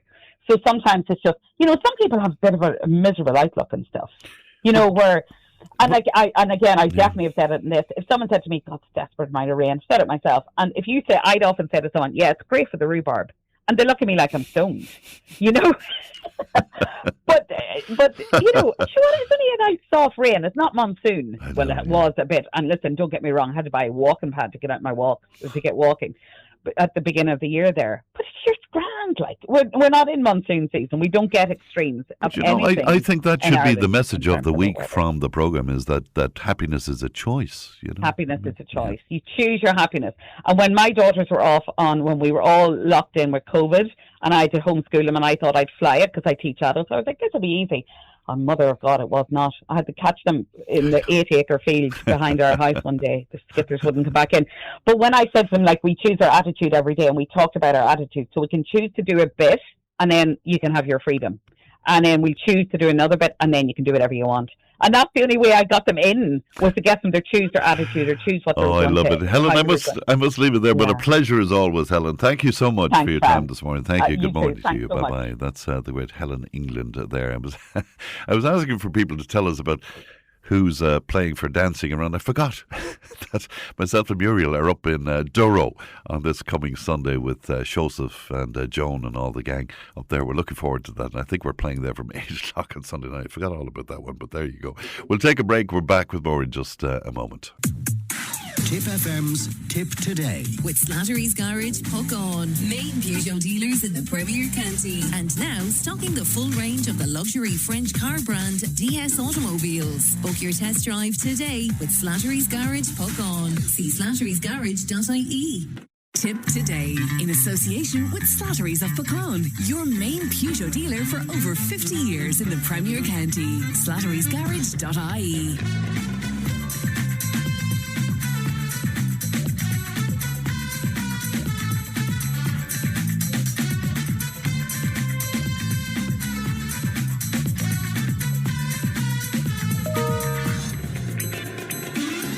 A listener tells me, I was talking to a homeless man suffering severe addiction in Berlin, Germany back in the 90s. I asked him what his wish would be, and he said he would love to be sitting in an armchair with pains all over after a hard day's work and looking forward to a shower and some sleep. You see, it's the simple things, my friends. The simple things. Frank is with us. Good morning to you, Frank. My friend, how are you? I'm well indeed, but commiseration to you because I know you lost your dog recently, Frank, and, back in August, yeah. Back in August. And you were mad about him, obviously. Well, the whole family were. He parted the family as 14 years old. Yeah. But tell me about your experience since about your dog, though. Well, you're talking about what's been going on since... what's been going on? Tell us about that evening, we're sitting in the sitting room, myself and my mum, watching television, and around 11, I heard this knock coming from the side press. 2 little knocks. And I opened the press door, nothing there. Looked around the press door, nothing there. Even went out in the front to see if there was anybody knocking at the door. Nothing. Let it go anywhere. Anyway, next night, same thing happened. 11, same thing. 2 knocks at the press door. Checked around again. This went on. This has been going on continuously since August, and it's always the same. It's always around the same time, around 11, 11:30, always. And I've spoken to a few people about it. They think I'm bonkers anyway, to be honest. Yeah. And it's always the same. It's the same 2 knocks, you know. And did your dog sleep? Come back and Did he sleep? Did he sleep in that area? Did your dog sleep in that area? No. Just a side press, but it's always at the corners near the window. Yeah. Now we haven't buried out in the back, like, you know, as I say. But it's always the same time. And it only started happening since he died. Ever since, well, I don't know if there's any coincidence, but it's been on, as I say, since exactly the 14th of August. Right. And this is 5 months ago, or this is 6 months ago, or something like that. Like, no. And what do you think about this? It doesn't bother me at all. Like, you know, I just come more confused more than anything else. Like, you know, as I say, my mum heard it. Even my brother stayed up a couple of nights. He's heard it. Even my nephew stayed one night, and he freaked him out. He wouldn't come back again. He wouldn't stay here anymore. And you have a new dog, I know, Frank. How does the new dog react to the knocking? Well, I've actually 2. Actually, I still have the Pomeranian. Like, he was, right. He noticed it as well. His ears pricked up that night that happened, and he's got used to it. The other new fellow we have now, or she gets, she just same thing. The ears prick up, and she goes over and smells around. But there's no explanation, like, you know. And as I say, it's not bothering me at all. But I'm more confused now than anything else. But is it communication from your late dog, do you think? I have no notion. It's just so confusing, to be honest. Yeah. As I say, when I told a few of the neighbours, a couple of them, they freaked out. Did they? And she wouldn't stay in that house to be saying. It's just not doing that. What's it called? The spirit? As I say, if it's spirits or something, spirits can't touch you. As I say, well, that's not, you know of anyway. I suppose, but it sounds. Are you kind of embarrassed telling people about it, Frank? Well, a bit of both, like, you know. Yeah. I'm actually trying to get around to it. What the heck is going on, like, you know? Yeah. A few people, all right, look at me and they say with two heads and say, "What, you've been taken," or something like that. Like, and had you ever had experiences similar to this in the past? Not a thing. Actually, my brother, he used to live in Tullamore. And he himself and his partner at the time, this has come back about 10 years ago, they moved into a new house, and it was buried on an old burial site. And many years afterwards, before when the houses started being built, this is kind of around the medieval times, and around November, they moved in June. Felt a bit noise around the kitchen. Yeah. And all of a sudden, one of the pots and pans fell down off the thing. And then one of the daughters started freaking out, and she spotted a figure up on the stairs, like of a young girl. Oh, now, that family that was killed, that moved in medieval times, were violently assaulted, you know, and killed. Oh, my God. And they actually called in, as a clairvoyant or something like that, and these people called the ghost hunters or something like that, and they picked up certain things. As I say, needless to say, the brother moved out anyway within about a week after that happening. God. But I heard weird stories about coming from that area anyway. So I was thinking, it's just that when the brother moved home back to Nina, did the girl get back into the suitcase and travel to Nina? I would have moved out straight away. That's for you. You know, I was speaking to a man from Nina, a number of years ago, and he was telling me about, some sort of demonic possession in his house where even his child was affected by it. It was one of the scariest stories I've ever heard, because this stuff frightens the hell out of me, I have to say, Frank, But in your case, it's not, there's no harm to it. It's just a bit strange. Is that it? That's more worried. That's all I'm not worried about it. It's just confused, It's, as I say, it's just 2 knocks, and that's it. And that's it. That's it. Yeah, 2 knocks. That's all. And the knocks appear to be. It appears to be in the house. Is that it? Sorry. It appears to be inside the house. The knocking is happening. In the house, yeah, right beside there. I'll be sitting on the press, and the press is actually opposite me. As I say. Wow. Like more of a cabinet now, to be honest, Jeff. The doors in it. But as I say, come 11:20, and there's no sign of the thing, I'd be getting worried. if she didn't hear, well, my grandfather always told me about a ghost, a dog ghost that was seen regularly on Agers Lane in Cashel back in the day, and he often spoke about that. So you never know. Look after yourself, Frank. Let us know if you hear anything else, will you? Sure, friend. Okay, then. Right. Bye-bye. Bye-bye, Joe. That's Frank. And should I do this? Yeah, who knows? News is on the way. Tipp FM's Tip Today. With Slattery's Garage, Hook On. Main Peugeot dealers in the Premier County. And now stocking the full range of the luxury French car brand DS Automobiles. Book your test drive today with Slattery's Garage, Hook On. See slatterysgarage.ie. Tip Today, in association with Slattery's of Pecan, your main Peugeot dealer for over 50 years in the Premier County. slatterysgarage.ie.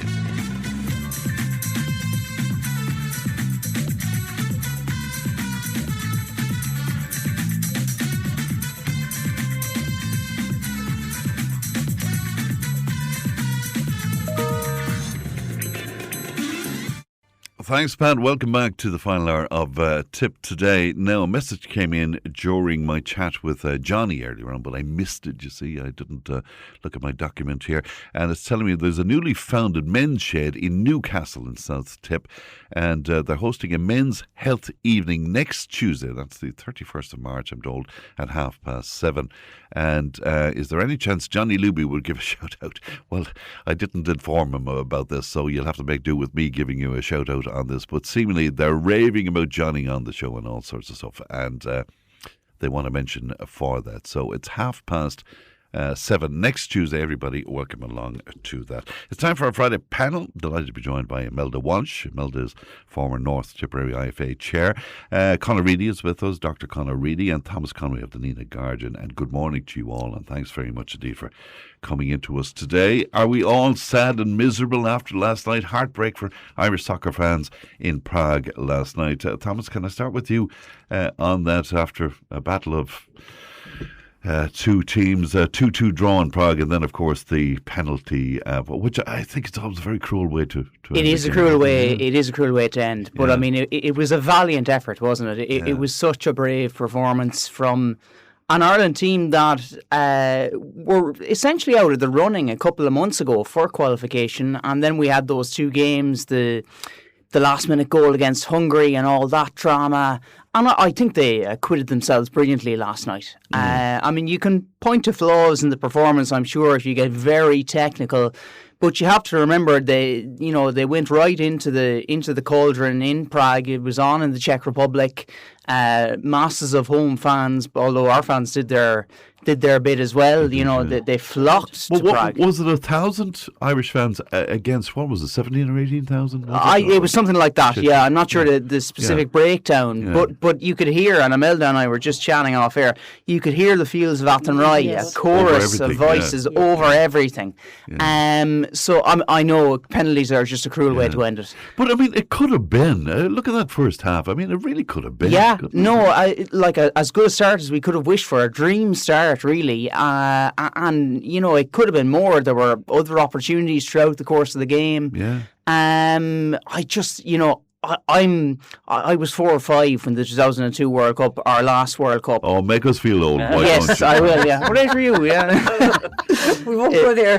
we won't go there. Yeah, you're right. I Yeah. was the youngest person in this room, so you started coming out. But I have a vague recollection of it Yeah. and the frenzy that the country was in. Yeah. And it would have been something similar this time round. And as Melda said, like we really needed something like that. But look, it's not to be, but that shouldn't diminish the effort of the players and the manager. I Right, would say. and before I move on, the pundits out then this morning, the likes of Eamon Dunphy, who I thought Yeah. was in a home for the bewildered somewhere, but obviously he's still writing. But he was out straight away with critique of the management and the like. Is that fair? I don't know if it is. I think there are certain pundits who will just criticise regardless, just want to throw a spanner in the works and Yeah. say something different. I mean, look, I'm not an expert, but I mean, I thought it was a relatively good performance. You consider it was an away game and there was a huge amount of pressure riding on it. I think there's a time and a place, and the country's almost in mourning today, and I think maybe he should have held back. For sure, indeed. Imelda, we were speaking off air, and you, like myself, you feel sorry for the young guys because the weight of the world on their shoulders. Absolutely. I just thought even after the match, the interview with Troy Parrish, my God Almighty. He was so emotional. He was so emotional, but so humble, and he was just unbelievable. Like, you could see the heartbreak in him and everything else. And while they were, Tony O'Donnell, who was focusing, would say on his own performance. Like I always say with team, there's no I in team. It's a team effort, and of course it's hugely disappointing. And look, we could have won it. And I suppose, like, for most of the match, we probably felt that we know that they were really in the melting pot to get over the line. Because I was watching in relation to what was happening with Denmark and North Macedonia as well, to know how that was going with the phone, watching the match and playing with the phone at the same time. And even Seamus Coleman, I thought he was absolutely brilliant. Apparently he plays for Everton. I wouldn't be a huge soccer. I would be interested enough. I'd like to know who's top of the Premiership, Champions League. I just have enough of interest that I like to know what's happening in all sports. And he hasn't been playing, and his performance, like we say, both last night and in the Hungary game, was absolutely unbelievable. And the way he spoke and about the fans and everything else. And it wasn't about him and the raw emotion and obviously the sadness and the disappointment within themselves. It was all about the fans. But I think we have the best fans in the world, because in that stadium, you could be forgiven for believing that it was a 50-50 ratio in respect of the attendance. And I even thought the manager, when he spoke afterwards, because it's quite hard to come out after losing and face in to do a media interview, because they're doing it raw without having time to process. And people like Eamon Dunphy, to me, I think it isn't about the game that they're analysing or the criticism. I think it's about trying to make themselves important. Do you think so? I definitely do. Exactly, and to have the conversation that we're talking, like, we shouldn't even be talking about him. He's not even worthy of a mention. But however, and like yourself, we all thought he was in a home for the bewildered, but he's back. He's back, He's back and stuff, And before we go to Conor, what is it about international soccer like that, or the possibility of a World Cup, that brings the whole country and lifts us all and has us all in public houses on the Thursday exactly, night? It goes back to the whole Charlton era. My God Almighty, it was absolutely, and the songs will say in that, and the song Give It a Lash Jack, Christy Moore's Stuttgart, all of that and all of the emotion. But it just, like, for one night, it was lovely to have forgotten about everything else that's going on in the world and all of the challenges and the further ones that are to come. And for once, we were united. My husband has zero interest in soccer. He sat down, he watched the whole match. He came up from Milken and sat down, hardly, wanted to have his supper, was saying that, and watched the whole thing from beginning to end. So to me, I would safely say the majority of people in the country, even people that are not soccer fans, but just willing Ireland to win so much. But I'm so proud of the lads. And, and we can build from here, like, you know what I mean? Because this team is by no means finished. And, look, there will be the analysis done, and we can all go and talk about the penalty that Czechia got in relation to, look at, it's probably unnecessary, or we can say the corner in which they scored the other goal was probably a soft corner. But look at that's sport, and that's the cruelty of sport. But, like, to me, we have a fantastic team, and we need to nurture them and build them. And I just thought the Irish fans, even when it was over, the way that they were singing and as they were on the pitch, to me, in that days like this, it makes you so proud to be Irish. All right, I love it. You were nodding along with some of what Imelda was saying there, Conor. Like Imelda, I'd be, an armchair pundit, and Love it, love watching. Don't ask me to analyse every kick of the game, but it was a heartbreaker because you saw what might have been. We came so close to what might have been. How 2026 could have been such a different year for Irish people and for the Irish public and the diaspora worldwide had a kick gone a certain way, had such a pull down not happened at a certain time or whatever, you know. So it's so heartbreaking. There's nobody more heartbroken today, we can guarantee, than those players, as the lads have said. They'll be analysing it more than any pundit, more than any of us sitting here. I remember... hold my beer, Thomas, as they say. I remember Euro 88, and that was the first big one that, no, I was a toddler. It was barely out of nappies, right? Yeah. But that was a time when it all started to kick off internationally for Ireland, and it was glorious. Italia 90 was the one. Italia 90 was the time. They often say that's when recessionary 1980s turned on its head and the Irish economy began to lift after that. Yeah, and that's a very good point because, of course, 88, we were in the depths of despair financially, weren't we? You know? Yeah, and I mean, it's Imelda reminded me of it when she mentioned the songs. Do you know what I mean? So we were in despair and we were lifted. It's hard to describe to anyone now who wasn't there, but it was glorious. And I just want a quick one. As Melda said, he's barely worth mentioning on Eamon Dunphy. Look, son, as David Cameron said to Gordon Brown a long time ago, you were the future once. And that's what I would say to Eamon Dunphy. You don't set the agenda anymore. You're yesterday's news. You've been overtaken by social media. You made a career out of calling on managers to resign. Okay, change the needle. No one's interested. Our team and our manager did us proud. Some of the people we're talking about, is it Hagrimson? Is that? I can't pronounce his name. That his demeanour last, he's a laid back kind of guy. He wasn't up prancing around. Yes, that's right. Yeah. Now, I prefer that, to be honest, Absolutely. with somebody roaring at the players. But what about that critique? I mean, we had to build back from, as I understand it, from a very low place. Yeah. And it took the right manager to come along. And we had tried lots of managers and it didn't work out. So sometimes it takes that perfect moment of players maturing into their excellence as and when they do, meeting the right manager at the right time.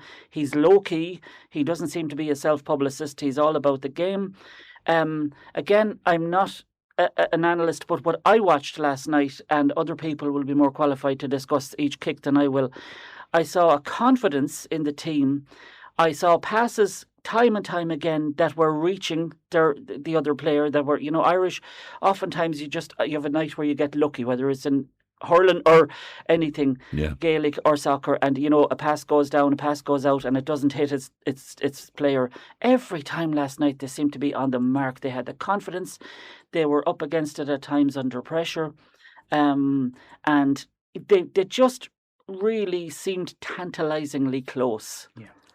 To not losing last night. And well, absolutely. So you'd wonder about Tuesday night then. Is it going to be a bit of a damn squid? What, North Macedonia? North Macedonia. So just a friendly at this point? Yeah, I think it's a loser's final, so there's no consequence to the game.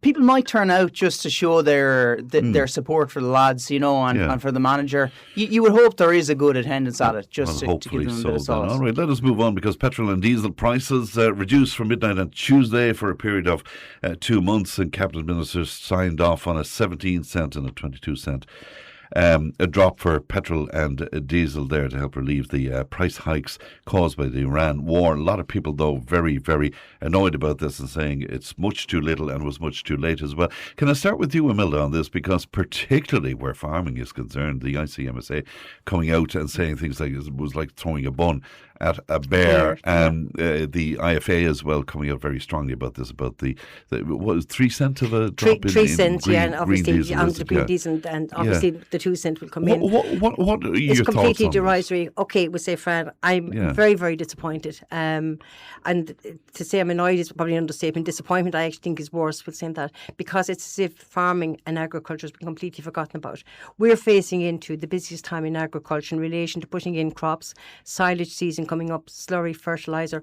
All of these will say it's the perfect storm on the back of falling milk prices, and beef winter finishers absolutely being decimated with the price of beef currently, okay? Yes. And in respect of that, for anyone listening the other day when it was announced, there was absolutely nothing in it for farmers. We'll talk about the carbon tax, and the carbon tax was introduced and was there, and they can say in relation to all the good it does in relation to retrofitting, and some of it goes towards the acre scheme. In relation to the retrofitting, let's be honest, there's only a very small minority of people that have benefited from that, and they're probably people that could afford to do the retrofitting anyway. There's a whole middle income Ireland there that needs so much capital before they can do it, so they're completely out of the equation. I'm disappointed that the government aren't ballsy enough to say we're going to suspend the carbon tax for the next 6 months. And what's going on in the world at the moment is unprecedented. So in situations like this, what did you make of Shauna Farrell speaking out so loudly? And I welcomed it, and it was absolutely. You said a rural frustration is unlike anything witnessed before. Exactly. Because this is the straw that is breaking the camel's back, because you're coming on the back of a situation, we'll say, in relation to, Mercosur, and let's be honest, government at the 11th hour, just because they felt the pressure. And then we'll say, obviously, Italy was voting for it, so it kind of gave them a get-out-of-jail card. And so it was only at the 11th hour. Then you the whole board be a debacle. And we can talk about the rights and wrongs of that. But farmers are very, very frustrated in respect of that.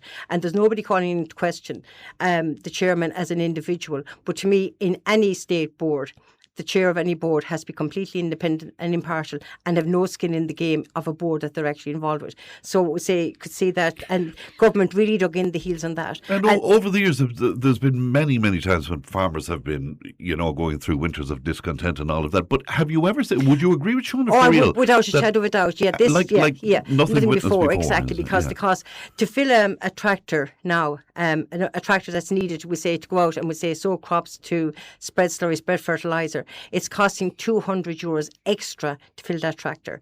For a farmer getting his silage cut in 2 months' time, it's going to be an extra €3,000 per day for all of those machines and everything else. And all of those machines, for those contractors, they're all on lease. They're paying huge repayments. Like when people see these lovely, as they call them, these lovely big shiny tractors and all of those, farmers, they're all on lease. It isn't that any farmer has €200,000 to go into Shaw's or whoever down to John Deere, any of those Butlers or any of those, and buy those machines. They're all on lease and everything else. And this is the straw, because you're going to have a situation, we'll say, because obviously fertiliser, now there's fertiliser in the country for the moment, but that's only going to cover, we'll say, the early part of this year. And the second half of the year, fertiliser is going to be scarce. So without fertiliser, you're going to have very, very little And that's food. Because my understanding of fertiliser import comes through that strait. And as well as that with the gas. And you now have Italy in those countries in Central Europe that are putting that into energy rather than into fertiliser, because of the whole scarcity of all of that.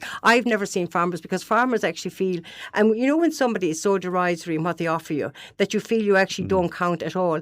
And I'm hugely concerned even in relation to the whole food security and all of this was saying that, it beggars belief that a government actually thought they could do this, because I've been speaking with contractors and farmers over the last few days, and they were just saying, even in relation to their TDs, and in particular the government TDs, that they wouldn't answer their calls.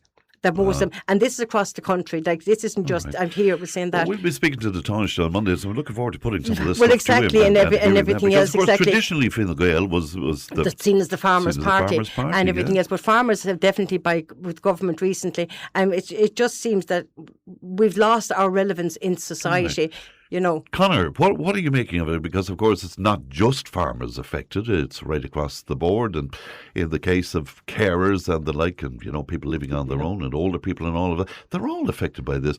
This intervention, was it derisory? Yeah, it was. The numbers are frightening. The numbers are staggering in the price increases in a few weeks. I mean, that's the first thing to say. Yeah. I think if we just take, we have to take a step back and just realise the broader impact of such. I don't remember seeing something like this before, where you had skyrocketing. I mean, home heating oil, which we don't do in our house, thank God, has that figure alone, 500 to 900 or whatever in the course of 3 weeks, it's It's incredible, and we're not out of the woods. They couldn't intervene yet in that, they're telling us, because of EU tax rules and energy taxation directives from Europe. Yeah, well, of course, you said it yourself. They weren't ballsy enough to do what they need to do for their own people, our own people, as in living on this island, because we're suffering now, and sometimes you just need governments to stand up, your government to stand up and take the consequences and stand up for. God, I don't want to sound like the far right, but for its own people. You need them to stand up for the people living in this island right now, whether they be Irish or Polish or African. And it's But really... are you not touching on the core of the frustration that's out there? Because we seem to be able to find millions and billions for other things without any problem or any issue. And we can't find it when it's badly needed. Yeah, well, you see, that's quite interesting, because I keep going back, and I know people don't want to be reminded of it, but I keep going back to what we were able to do during COVID, when, first of all, test and trace came along, and then vaccines came along, and this infrastructure that was risen out of the dust overnight. And we were able to do that. We were able to €350 then for everybody. Yes, exactly. Yeah, all of that money was able to be found. But yet, going back to one of my old bugbears of UHL and the emergency department, obviously emergency services here in the Midwest. But you have the other things like SNAs. You have the scoliosis problem, the waiting lists that have only gotten worse when Simon Harris, has obviously broken his promises through the years on that. So, yeah, it goes to show that the money can be found. The money could have been found in a greater way. Imelda says about farming, home heating oil, absolutely, because we're not out of the woods weather-wise yet. I mean, we're only in just past mid-March, so we can, coming towards the end of March, we can have 6 more very cold weeks or 8 more very cold weeks yet. And we don't know how this war is going to turn out. And then again, the waste, because I'm reading today on the Daily Mail, $100 million bailout for the Department of Education, and we're only 3 months into 2026. Yeah, but I mean, this is where there's so much lack of accountability in Ireland all the time. We hear story after story, year after year, about waste, and while I'm not political, as you know, I'm not as in politically aligned. I always say of my greatest criticism, I have to say, for the senior civil servants who run this country, because let's face it, we all know, and if we don't, we should, that they're the real government, and not one of them is accountable, and one of them are accountable for all of these things, these stories of waste the whole time, that are just the permanent killing government efficiency and all of that, in this country. Thomas, how are you feeling about this? There's a lot of frustration. There's a lot of dissatisfaction out there, and the guys have reflected it really well and legitimately. Because I mean, you do see it. It's reflected in the cost of fuel, in the cost of food and other essentials. Like, I would say the government will, when Simon Harris, when you speak to Simon Harris on Monday, he'll probably say we're doing all we can. And we will do more. I mean, I saw a post from him the other day, and he was emphasising that we approach this crisis in relatively good shape in terms of our public finances. They were relatively robust. But then that begs the question, why are we not spending this money sufficiently to offset the increases in fuel and food and other essentials like that? I do think I'm not sure those measures go far enough. Have you thought about that? Why are they being so careful? I'm not sure, because I would think, I think this government has kind of shown that it hasn't responded to the public mood adequately, or it hasn't responded to.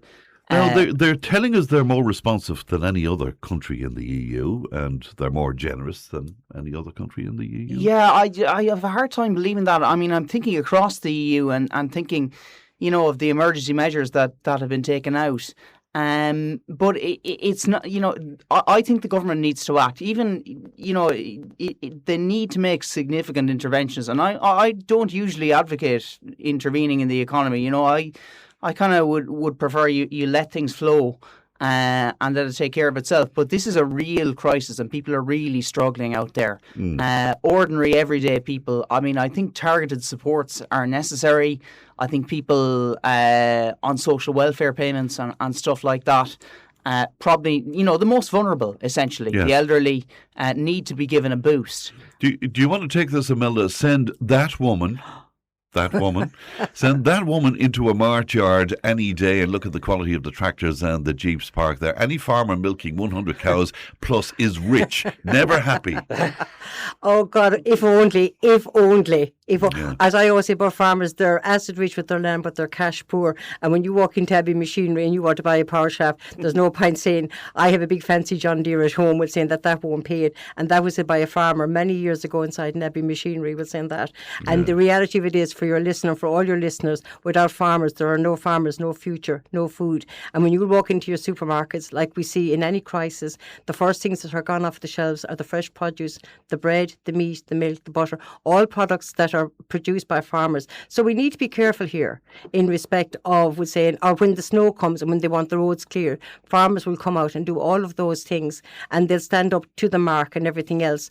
And they're the tools of our trade, and without those tractors, you can't go out, you can't spread your slurry, you can't go out and sow your crops, and all of these things are the process. Why is that? I know you wanted to get in on something that Thomas was saying, but why do you think that lack of appreciation for the farming industry has emerged over the I think because for many years there was cheap food and there was no appreciation in respect of where it come from. And I think we've seen the end of cheap food, to be honest, Fran. I think that whole dynamic in respect of that is gone. And we see even with the cap, and I suppose with the next cap, a lot of the money is going to be going towards military and everything else. So look at, obviously we'll say it's going to, and now with this, obviously with the scarcity of fertiliser and with the huge costs in these, like food inflation is going to be huge. Like they're talking about 10%. We're saying that ultimately, and you're going to see that straight away. We'll say it's going to transpire over the next number of months, and it's going to be long term. Because I was listening to Christine Lagarde. She'd done a piece yesterday with somebody, and she was just saying that the war to end in the morning, the effects of this is going to be felt for years in respect of all of the infrastructure and everything else. But I just wanted to come in there and something Thomas was saying in respect of, would say, and the target, and very much so, and I welcome the fuel allowance for people that need that and all of those. But there's a whole middle income Ireland. The people that get up in the morning, they're going, would say, to work, would say, whatever it is, whether it's the doctor, the teacher, the nurse, the people in hospitality, the people in our supermarkets, people that service, all of the service providers, and they're being squeezed so much because obviously, from what we're being told, you're possibly going to see a rise in mortgage rates, like rents have gone through the roof, we're saying that. The cost of childcare, the cost of getting to and from work, all of those, even for home, all of this. It's this. I think the bubble is going to burst. And it often strikes me, who speaks up for them? That exactly. There's nobody speaking up for them, and I think this is where their unions need to come out in respect of speaking up for their members, because it's getting to the point. Like, I don't know whether any of you saw this letter that was written by a nurse during the week, and I think she was travelling, was it 80 or 100 kilometres to work, and her husband, I think, has a job maybe of equal income to hers, and when by the time they pay their mortgage, pay the childcare, pay their fuel, that comes into the month, they have nothing.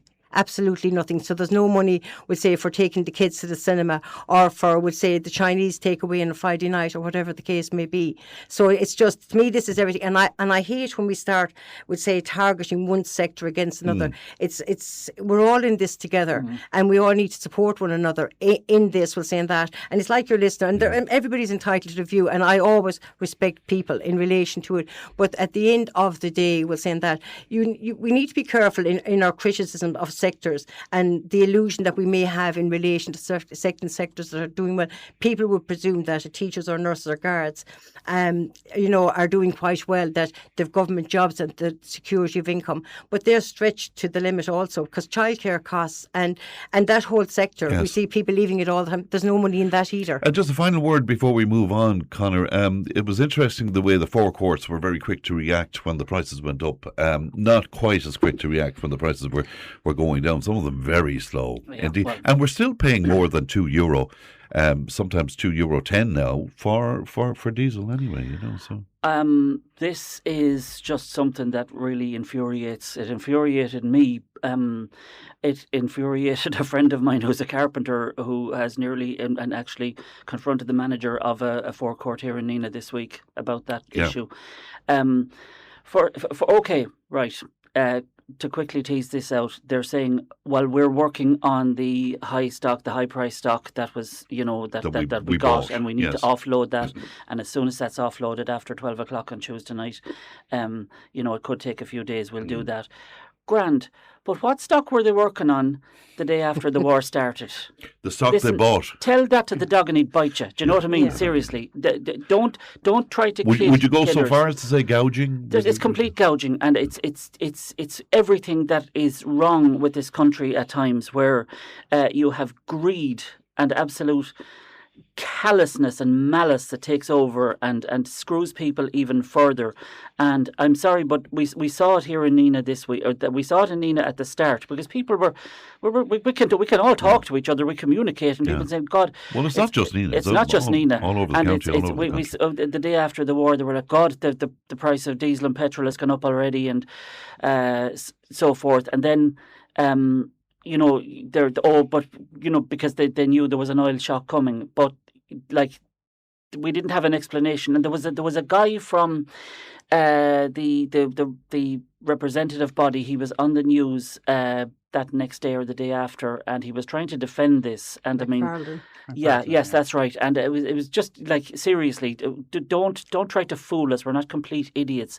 What the forecourts have done around this town and this country this week by not passing on the cuts when they should have, when they took the increase before they should have. I thought the politicians should have been more upfront about that as well. In fact, I heard Micheál Martin kind of excusing them in some way and saying that, he was going along with the story that they bought in. I think I heard both him and certainly I saw Simon Harris kind of saying, "Oh, I'm watching this and I'm aware of this is happening." Well, you're aware of it. What are you going to do about it? Seriously, Imelda is saying about sectors supporting each other, and we should be more supportive of each other. But when you see that crap, I really want to curse here, but I don't want to get you in trouble. When you see that, when you see that happen, it makes me so angry that they're screwing their own people. Right. The people that let's take a break. We're back with our panel in just a few moments' time. It's what is it now? 11:34. Back in a moment. Tipp FM's Tip Today. With Slattery's Garage, Puck On. Main Peugeot dealers in the Premier County. And now stocking the full range of the luxury French car brand DS Automobiles. Book your test drive today with Slattery's Garage, Puck On. See slatterysgarage.ie. Tip Today, in association with Slattery's of Pecan, your main Peugeot dealer for over 50 years in the Premier County. slatterysgarage.ie.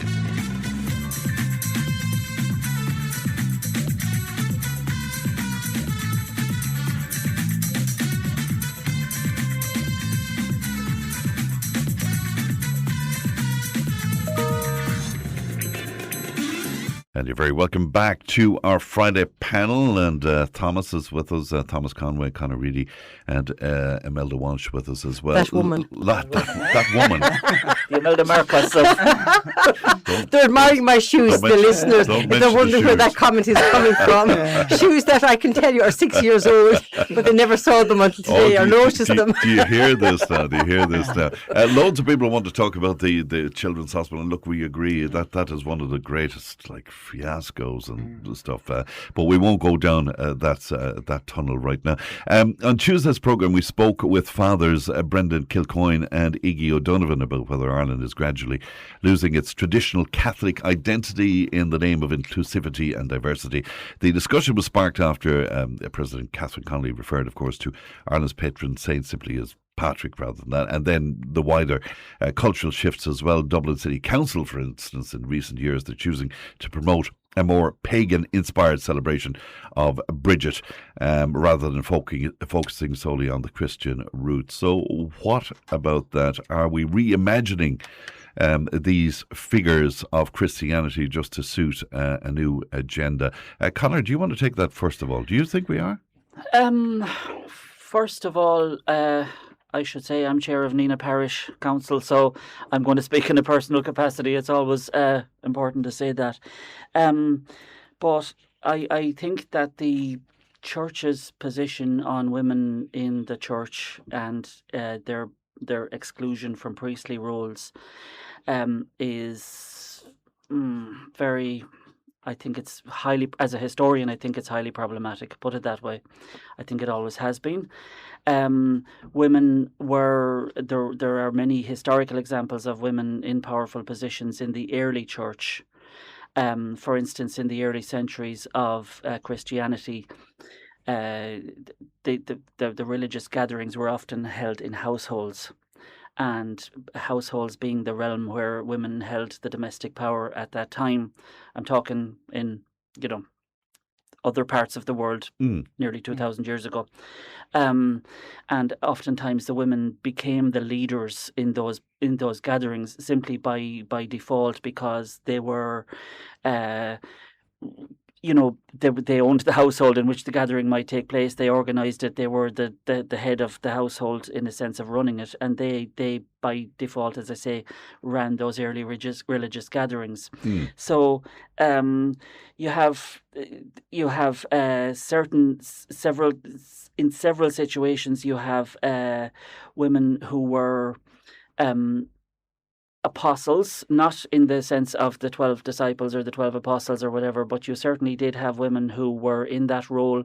Mary, the mother of Jesus, is superior to everyone apart from Jesus. And I think that the church, the Roman Catholic Church and Christianity in general has spent centuries focusing on, well, Jesus was a man, so we can only celebrate in the image of Jesus with a man in that position of saying Mass and celebrating the sacraments.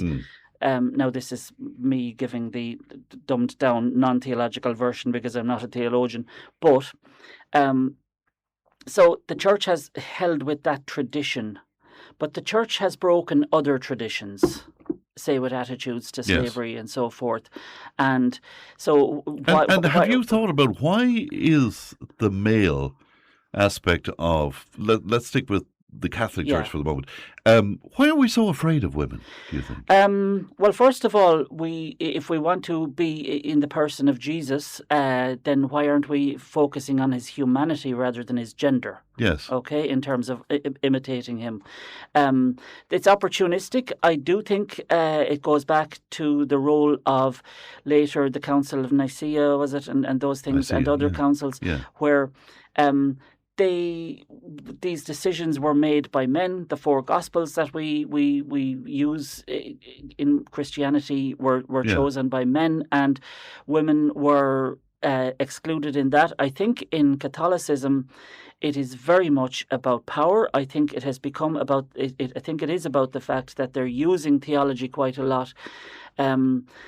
To preserve the patriarchy. Yes, and to justify and I really it, I believe suppose, that. in some way. Yes. Right, I was going to get to the women priest thing a little later because what I want to do, first of all, was just to concentrate on how we are reimagining figures like, particularly, I suppose, like Bridget, but also like Patrick as well, and maybe rewriting some of that to suit a narrative that we might have today of inclusivity or whatever. Emma, do you see anything in that? I suppose with St. Bridget, Bridget has only become a nuance in the last couple of years with saying that. I think prior to that, there wouldn't have been nearly as much, and since it became, in particular, a public holiday, there's far more emphasis on it. We'll say that. I suppose time of Bridget, I suppose Ireland was a pagan country, and I don't know why we were afraid of all of these things. To me, if you're a Catholic and you have a belief, we'll say that, irrespective of what festival is on, is that going to change your mind in relation to your own ideals and ideology in respect of how you feel about it? The same with St. Patrick. St. Patrick, I suppose, has always been honoured as a saint and was always recognised as a day of a church holiday, primarily during Lent. We'll say that always occurred during Lent.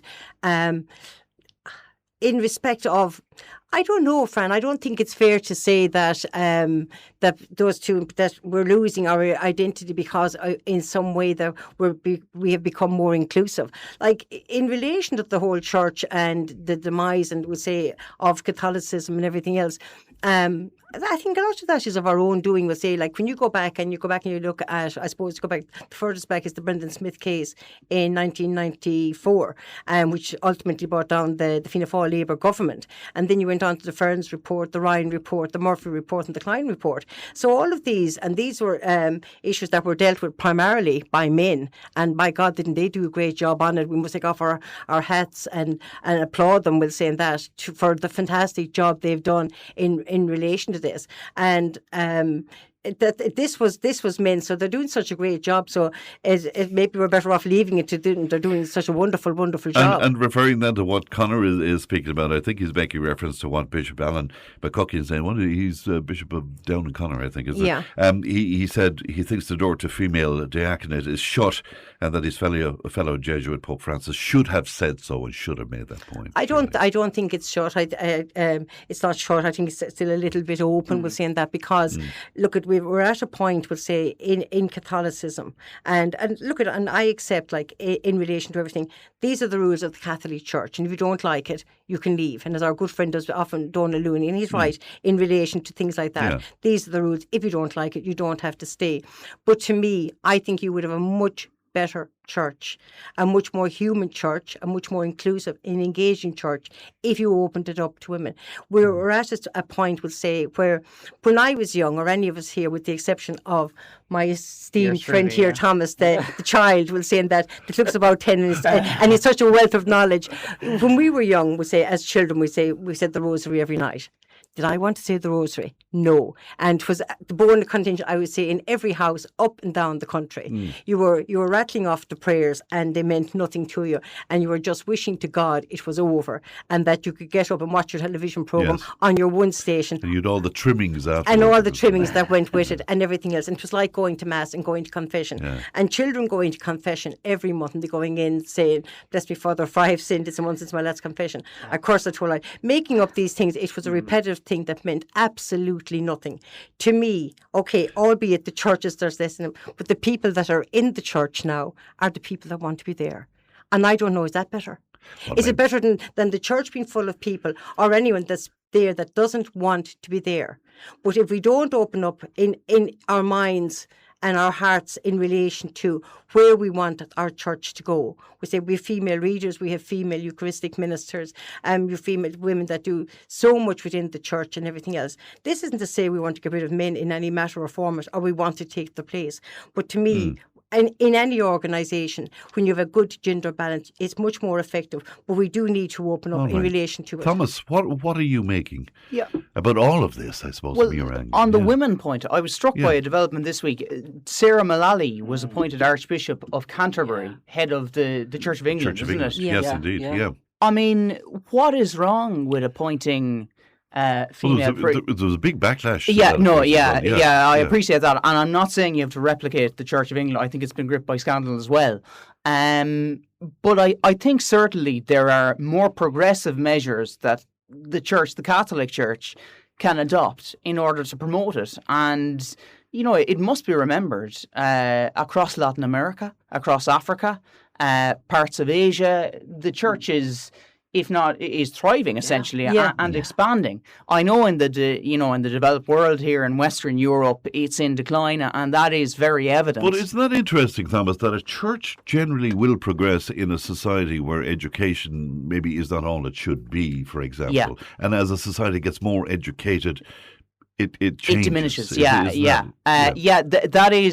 That's a really telling point. I think as a society becomes more educated and more progressive, people are more willing to challenge the status quo. And question the institutions that govern it. And that is the case with the Catholic Church. But I kind of like what Imelda said there, or the church is, for people that want it. And if you want to be a member, and if you are religious, and if you do have a faith, well, then it's there for you. But certainly, I do think there there are needless rules and regulations that are actually holding the Catholic Church back. I think there are elements of the Catholic Church that are very, very good. Yeah. I mean, if you lose it, you lose something intrinsic to our culture and our society. I don't think it's going to fade to that extent.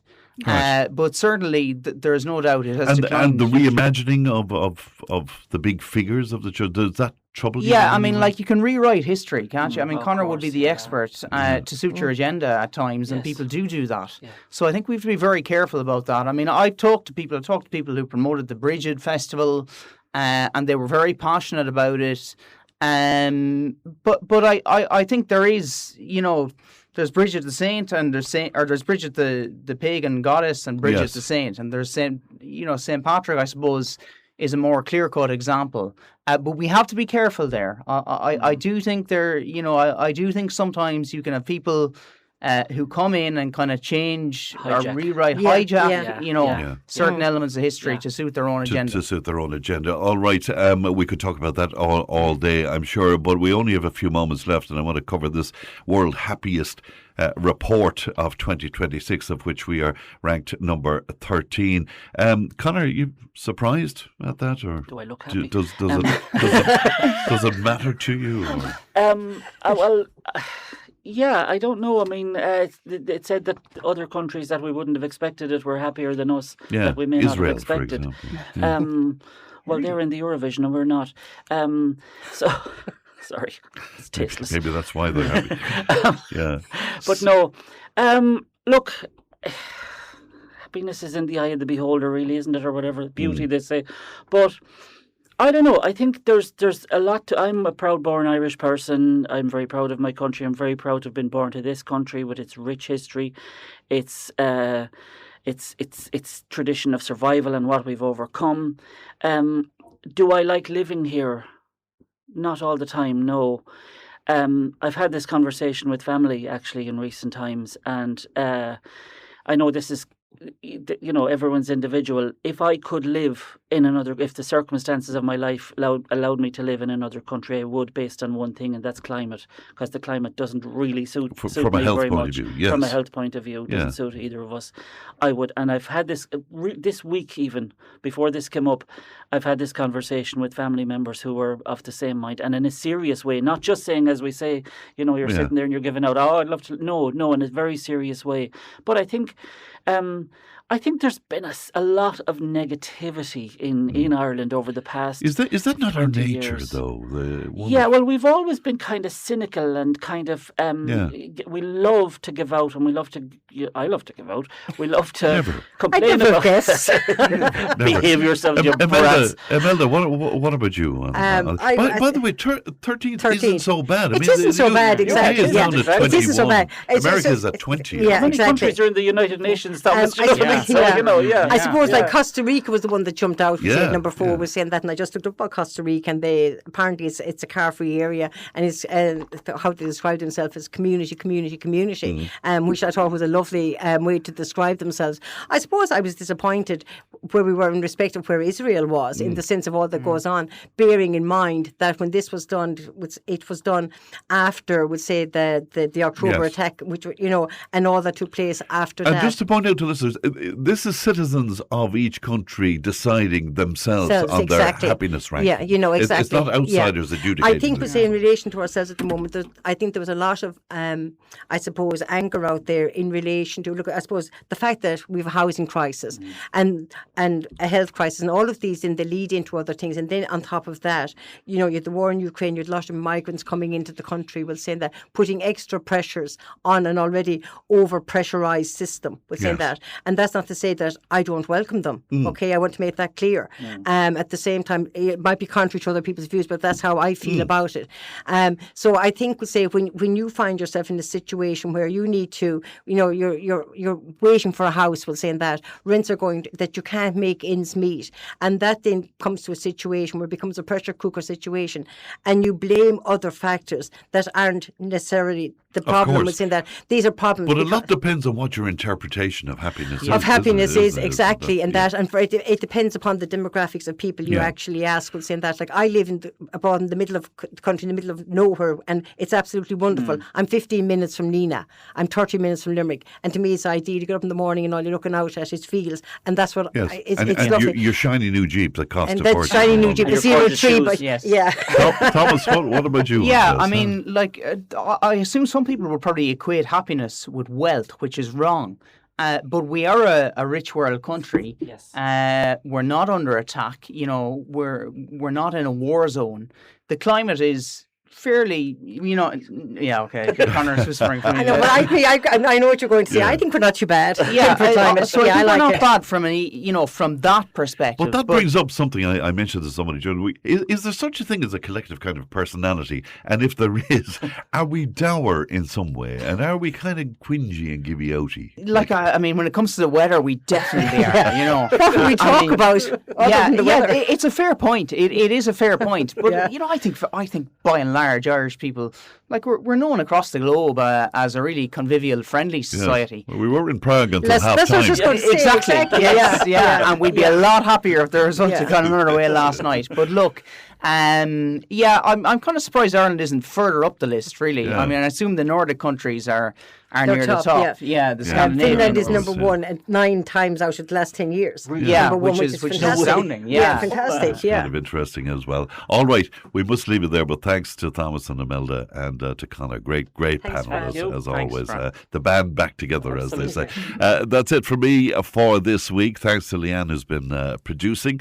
Stevens is on the way with the Time Tunnel, and I will talk to you on Monday. Look after yourselves in the meantime, won't you? Bye-bye.